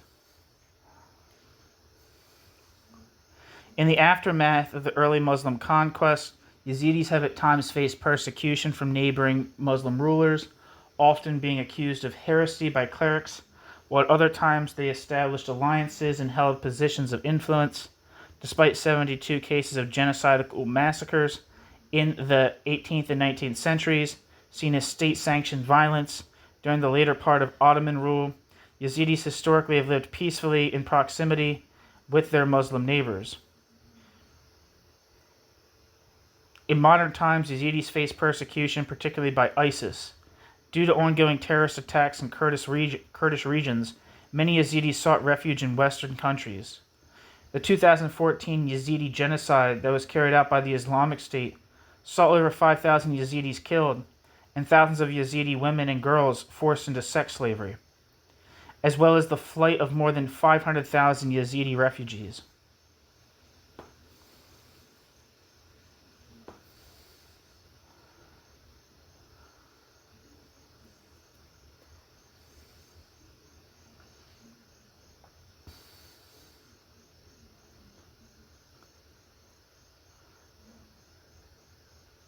Back to the text. Considered, quote, spoils of war, end quote, by the Islamic State, women and girls as young as 6 years old were subjected to rape, sexual enslavement, and torture after being sold or given as, quote, gifts to Islamic State fighters. Footnote. See Office of the United Nations High Commissioner for Human Rights, Report of the Office of the United Nations High Commissioner for Human Rights and on the human rights situation in Iraq in light of the abuses committed by the so-called Islamic State in Iraq and the Levant and associated groups. Published in 2015. End footnote. Yazidi survivors have recounted how the fighters would pray before and after raping them, which the victims were told was sanctioned by the Quran due to their belief in, quote, idolatrous, end quote, mushrik religion.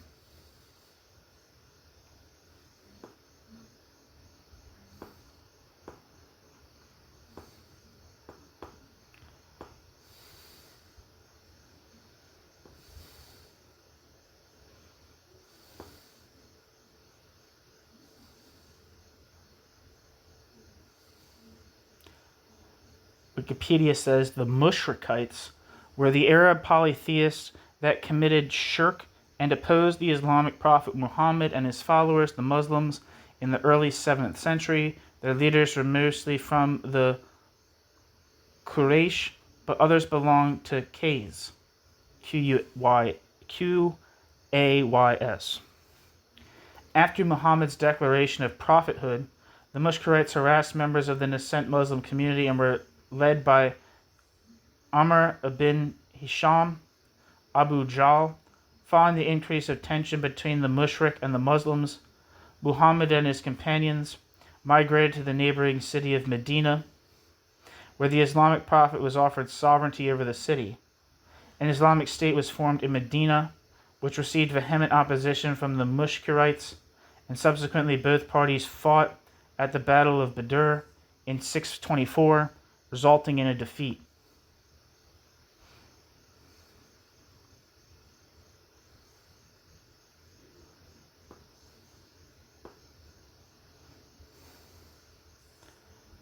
Back to the text.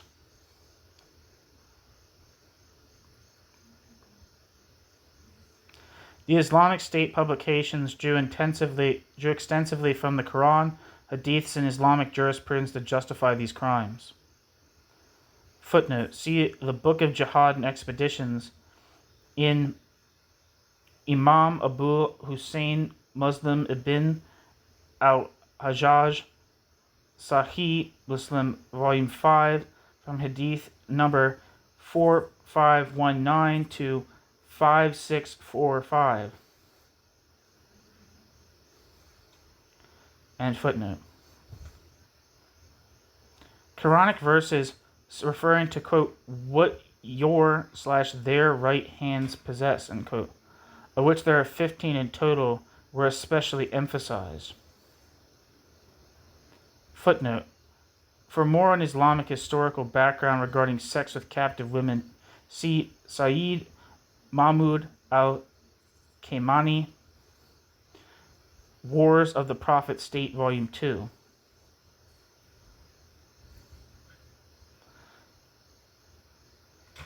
See also Ali, Sexual Ethics in Islam. End footnote. This expression, which is differentiated from the wives in the this expression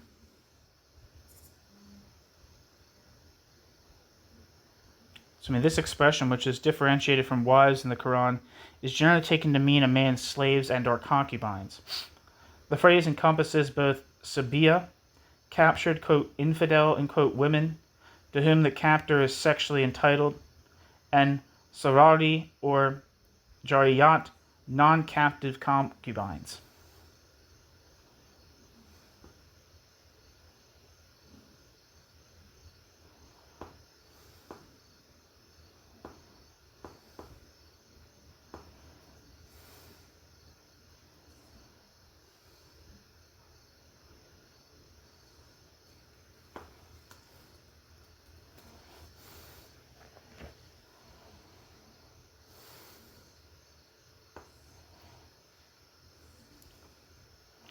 At the same time, purifying a newly captured town or city of women's presence was considered no less vital than wiping out religious or political opposition. The Islamic State's sexist transformation of public space thus became part and parcel of their fighters' occupation of the place. Of course, this defeminization of space only further fetishizes the female body, and so the Islamic State sought to fulfill the sexual fantasies of its fighters through an organized network of sexual slavery and forced marriages. Men who feel their sexual needs are unmet by a single woman in a monogamous marriage were thus encouraged to join the Islamic State, where the systematic rape of women was institutionalized and religiously sanctioned. Footnote. Interestingly, Islamic State propaganda seeks to appeal to Muslim women as wives and mothers, while the same propaganda machine seeks to reduce women to sexual objects at the disposal of jihadist fighters. End footnote. The division of public and private space notwithstanding, the Islamic State aimed to portray an image of a seemingly never-ending stream of potential sexual partners for their fighters, which shared disturbing parallels with the promise of ageless virgins in paradise.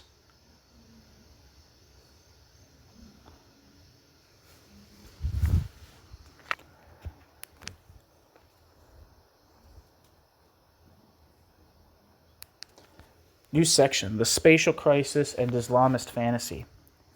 Descriptions of paradise as a product of fantasy are arguably no less illuminating than dreams as a means to unmask the subconscious. In Islam, God rewards obedient men with all that they desire, and sex figures prominently as a reward for the extreme sexual suppression in this world. Narcissistic imagery of men's bodily desires therefore dominates all aspects of paradise. As Abdel Wahab Boudiba states, quote, paradise is a place of sexual pleasure, end quote. However, as in life, this applies only to men. Women's sole role is to provide that sexual pleasure in eternal submission to their masters. Answering an online question regarding how a female martyr would be rewarded in paradise, a prominent Saudi mufti, licensed cleric who has been the authority authority to issue fatwas. Abdullah ibn Abdul Rahman ibn Jibrin writes, quote, "A woman will have only one husband in paradise, and she will be satisfied with him and will not need any more than that," end quote. See Sheikh Muhammad Salih al-Munajid article, "The Female Martyr and the Male Martyr's Reward of 72 Hur al-Yin," published in Islam Question and Answer, published in 2000. And footnote.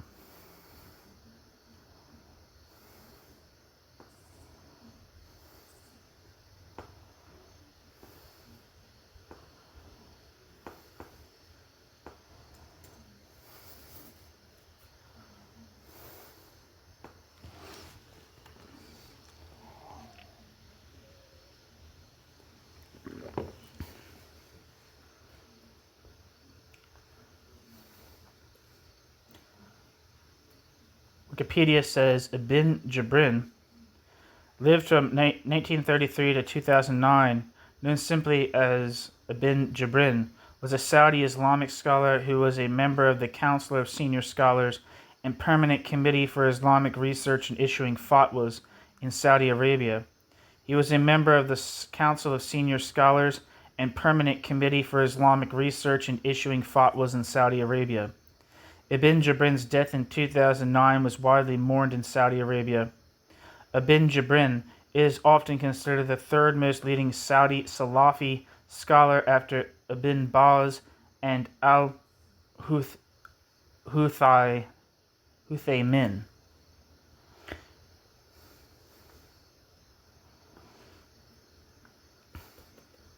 Back to the text. Meanwhile, men in paradise are entitled not only to their earthly wives, but also to at least two paradisiacal virgins known as huris.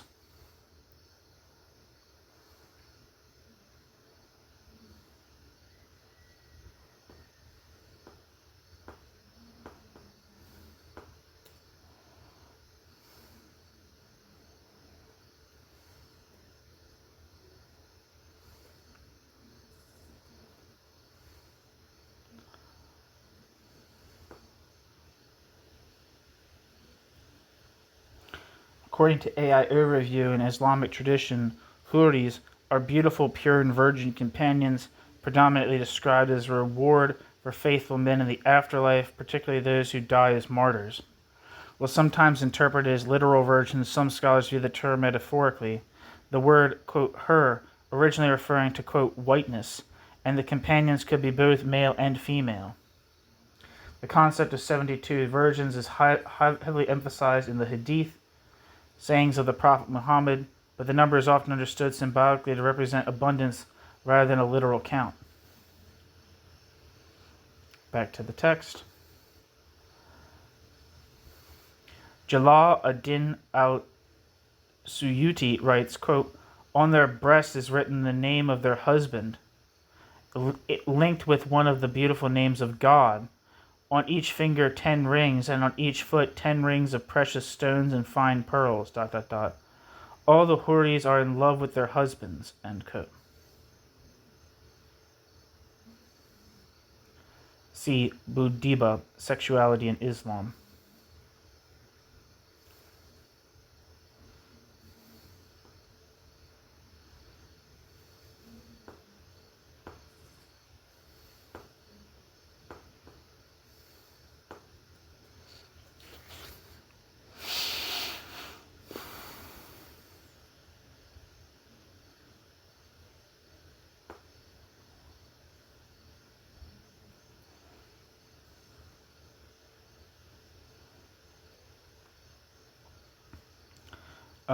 Wikipedia says Jalal ad-Din al-Suyuti lived from 1445 to 1505, often known as al-Suyuti, was an Egyptian Sunni Muslim polymath of Persian descent, considered the Mujtahid and Mujaddid of the Islamic 10th century. Al-Suyuti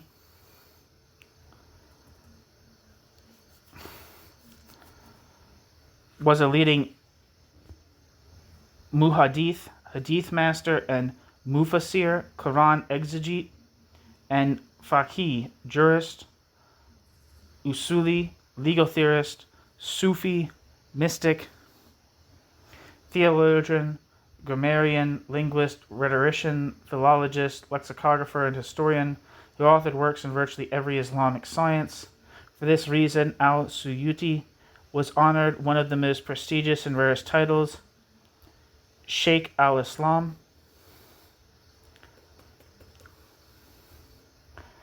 He was described as one of the most prolific writers of the Middle Ages and is recognized today as one of the most prolific authors of all Islamic literature. Al-Suyuti wrote approximately 1,000 works. His biographical dictionary contains valuable accounts of prominent figures in the early development of Arabic philology. Al-Suyuti was also in his time the leading authority of the Shafi school of thought. Madhab. Back to the text.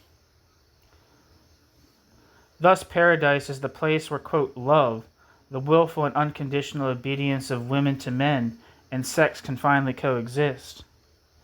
Rings seem to symbolize monogamy for women, while men's polygamy is made virtually limitless. It is not uncommon for Islamist preachers to describe in elaborate detail the unimaginable allure and beauty of huris, or again the virgins, drawing from dozens of Quranic verses and hadiths.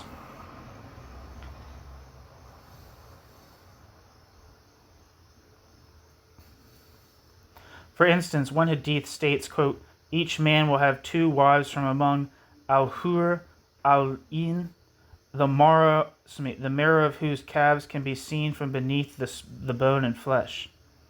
End quote.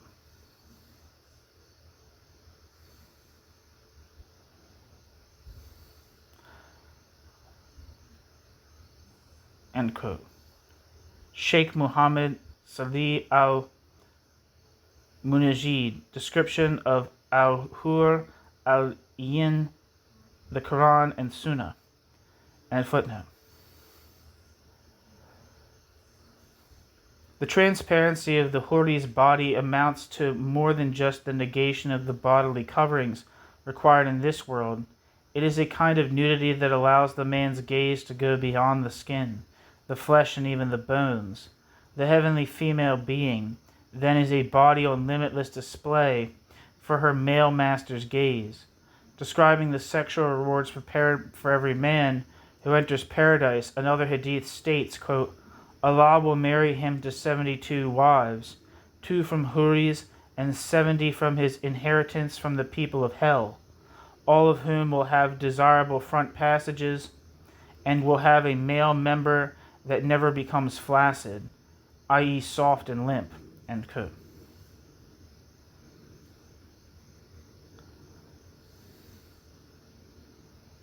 End quote. Imam Muhammad bin Yazid ibn Majah al-Qazwini, Sunan ibn Majah. End footnote.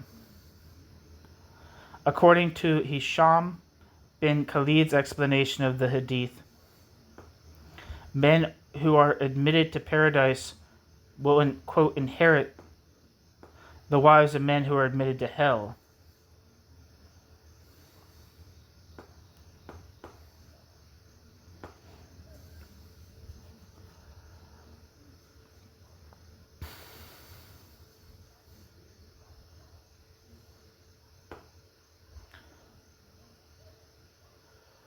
While there is some disagreement among Islamic scholars about the exact meaning of such passages, the debate primarily centers upon whether Muhammad said 70 or 72 huris, and whether the number is merely meant to convey the plentiful opportunities of sex. Man's infinite libido, as indicated above, is also a common feature of descriptions of paradise, with another hadith assuring believers that each man, quote, is given the power of 100 men in sex, end quote. Sheikh Muhammad Salih al-Munajid. And footnote. Al-Suyuti asserts that the Huri's virginity is eternally renewed and a man's penis, quote, never slackens. The erection is eternal, end quote.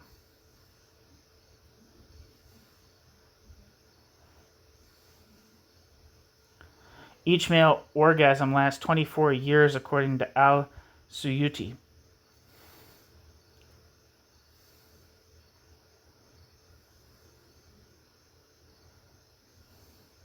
Ultimately, the trauma of living in womanless space leads to the production of such a god whose main task is to provide eternal sexual pleasure. The scope and the severity of the suppression is such that only eternal orgasm can compensate for the worldly agony of obedient believers has to go through. In The Future of an Illusion, Freud states, quote, "We call a belief an illusion when wish fulfillment is a prominent factor in its motivation, while disregarding its relations to reality, just as the illusion itself does." End quote. Freud, The Future of an Illusion.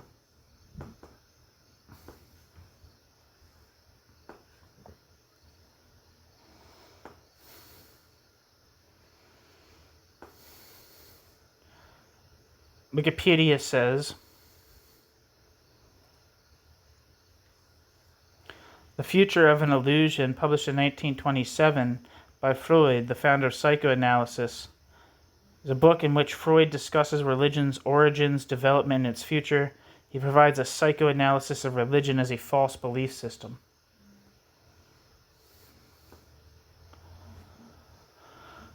The wish, insofar as it is a mental entity, is both real and indicative of the mental life of the illusion holder. To the illusion holder, the imagery of paradise is not fantasy, which is precisely what makes the belief inherently pathological. Precisely because the fantasy is not recognized as fantasy, but rather as a reality far more real than any other reality, its content is indicative of severe neurosis. New section, concluding thoughts. As this article has sought to demonstrate, the Islamist ideal of womanless space renders male sexuality boundless, which only further entrenches the gendered production of space.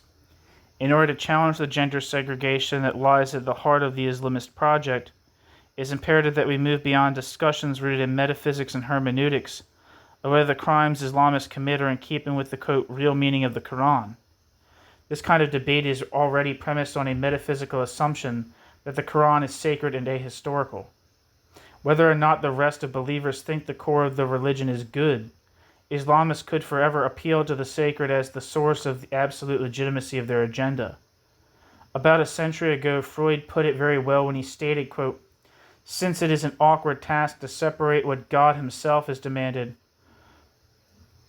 from what can be traced to the authority of an all-powerful parliament or a high judiciary, it would be an undoubted advantage if we were to leave God out altogether and honestly admit the purely human origin of all regulations and precepts of civilization."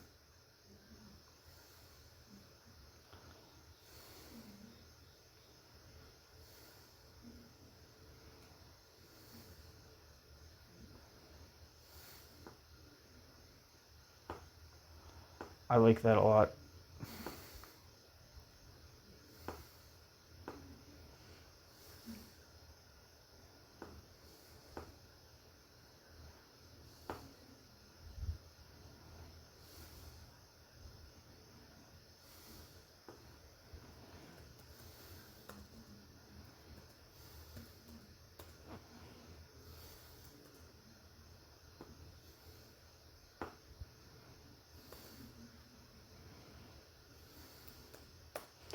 Sorry, I know this is annoying to listen to, all this dead air, but I have to live with it.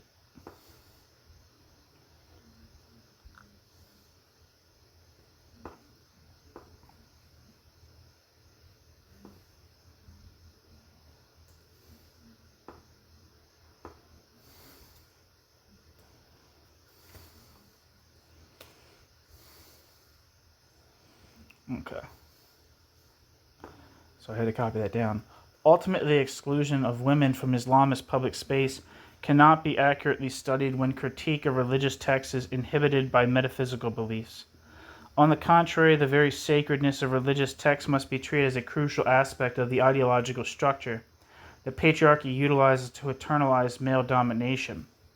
Continuing to attempt what patriarchy considers sacred from critique will only prolong the material and ideological conditions that sanctify the exploitation of women. Ruling groups have habitually sought to portray their interests as sacred, i.e., sanctified by divine powers, and they have often succeeded in convincing disadvantaged groups.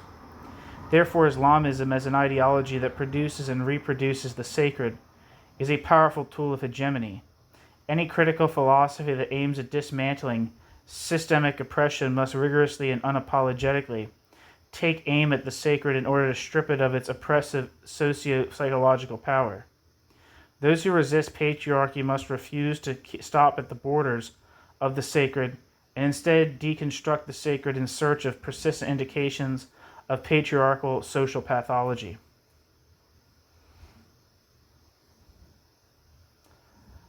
Just as the sanctity of the sources of Sharia should not shield them from criticism, neither should cultural sensitivity be used to justify practices that undermine universal human rights.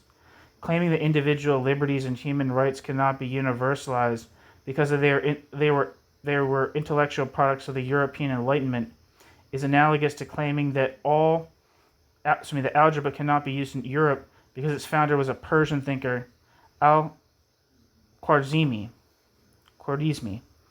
or that children in Europe should not be taught writing because it is a Mesopotamian invention.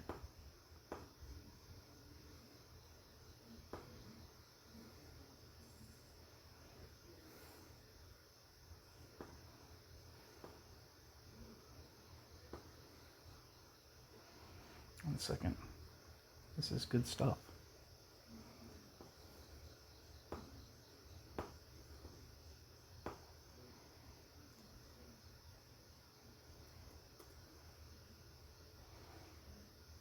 Shit.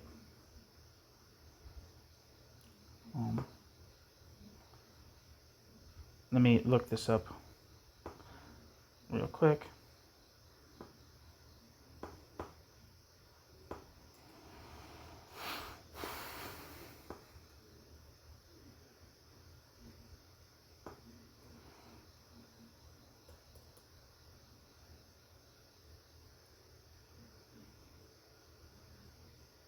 Wikipedia says Muhammad ibn Musa al-Khwarizmi, or simply lived from 780 to 850, or simply al-Khwarizmi, was a mathematician active during the Islamic Golden Age who produced Arabic language works in mathematics, astronomy, and geography. Around 820, he worked at the House of Wisdom in Baghdad, the contemporary social capital of the Abbasid Caliphate. One of the most prominent scholars of the period, his works were widely influential on later authors both in the Islamic world and Europe. His popularizing treatise on algebra, compiled between 813 and 833 as Al-Jabr, the compendious book on calculation by completion and balancing, presented the first systematic solution of linear and quadratic equations. One of his achievements in algebra was his demonstration of how to solve quadratic equations by completing the square, for which he provided geometric justifications. Because Al-Khwarizmi was the first person to treat algebra as an independent discipline and introduced the methods of, quote, reduction and, quote, balancing, the transposition of subtracted terms to the other side of an equation, that is, the cancellation of like terms on opposite sides of the equation. He has been described as the father or founder of algebra. The English term algebra comes from the shorthand title of his aforementioned treatise, Algebra, or completion, or, quote, rejoining. His name gave rise to the English terms algorithm and algorithm.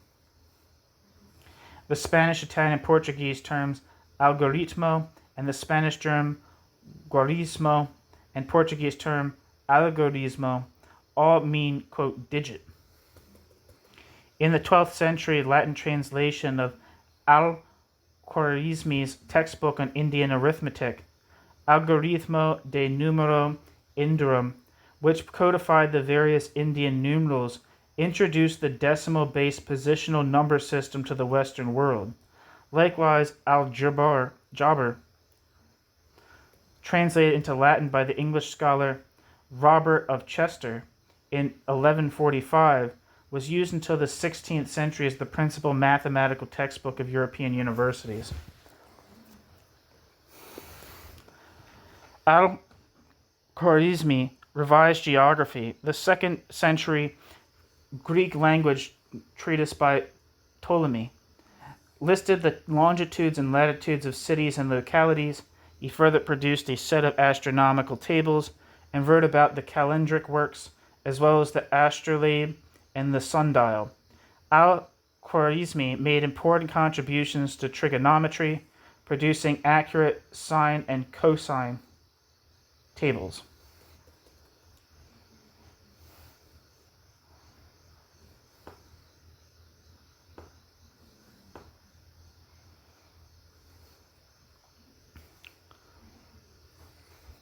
It is a very interesting thing. This isn't like a good example or anything, but I think in this, say in like Meiji period Japan, there's kind of like this thing that a certain historian calls, I can't remember his name, cosmopolitan chauvinism, in which the Japanese were very open to adopting things after with the rise of the Meiji Empire and like the kind of like construction of the emperor cult and all these kinds of things that were kind of like didn't really exist, at least not strongly, in the period prior to the opening of Japan by Commodore Perry. But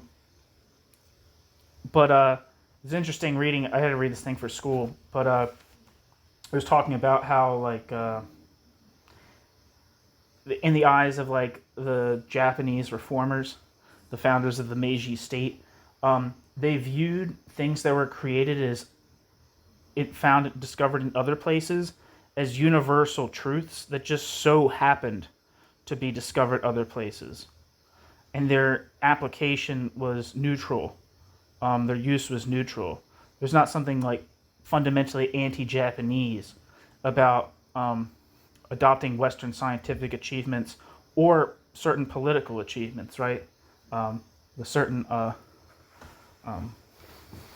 for instance, like I think the model for the Meiji Constitution was like the that of Imperial Germany, for instance, and they considered a lot of other places. There was I can't remember what it was like a world tour of like Japanese officials recording their notes on different countries, and they did not have. It was just interesting because so much talk of now is about like what is like the authentic culture of a place. And it seemed like to the Japanese people, the Japanese leaders who were kind of creating a new culture. It was kind of like they didn't give a fuck about where ideas came from and whether it was like they like didn't have. I don't know. I just think it's an interesting idea of like these obviously very nationalistic people. Not having, or maybe not even, like, not really having any qualms about adopting things from other places, which they just viewed as a different place, a universal truth that so happened to be discovered in a different place. And it seems like that thing with this Al-Khwarizmi, that European civilization had no problem appropriating mathematical discoveries from the Arab world. And mathematical discoveries, I mean, that's a very important one. It might seem kind of like neutral and scientific or something like that, but I think mathematics kind of has typically, at least to my understanding, has typically had it's a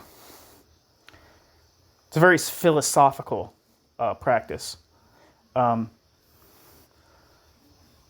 all things considered. So it's like it's really talking about like the mathematics in a certain ways, like kind of like talking about the nature of like the universe and like the laws of thinking and things like that. So I don't really know where I was going with that, but sorry, I just started talking. I think I just finished a cup of coffee. Anyway, claiming that individual liberties and human rights cannot be universalized because they were intellectual products of the European Enlightenment is analogous to claiming that algebra cannot be used in Europe because its founder was a Persian thinker, or that children in Europe should not be taught writing because it is a Mesopotamian invention. In professing to respect other cultures, cultural relativists often act as true sectarians, ignoring the struggles of the world's most disadvantaged groups. A woman's rights cannot be distributed according to geographical, ideological, or cultural maps. In any time and place when God is the absolute source of ethics, and God's reward for men is the exploitation of women, there can be no space for free women in God's earthly community. Under Islamist rule, the objectification of women as sexual properties of men is not a matter of different interpretations, but one of degree. Of course, it would be wrong to imagine the so-called Muslim world as a homogeneous society with respect to the oppression of women or any other issue for that matter. However, in every predominantly Muslim society where women are not treated as minors and inmates, that is precisely because women in those societies and their allies have resisted the Islamist production of space. It is to those women that we should defer, not their oppressors who would have us believe that their practices are above reproach. That's the end of the piece. And I don't know if I said this at the beginning because I was reading this in staggered chunks, but I first came across this author because I was reading a piece, Reflections on the Anti-Semitic Content of Öcalan. I think that's how you say his name. It looks like Öcalan, but I think it might be Öcalan. I'm not sure. This is The Sociology of Freedom by the Institute for Social Ecology. Which I think, so that's how I came across his name. And there's other people whose works I've read that were also signatories to this, such as Blair Taylor and, of course, Sina Arnold. Thank you so much for listening.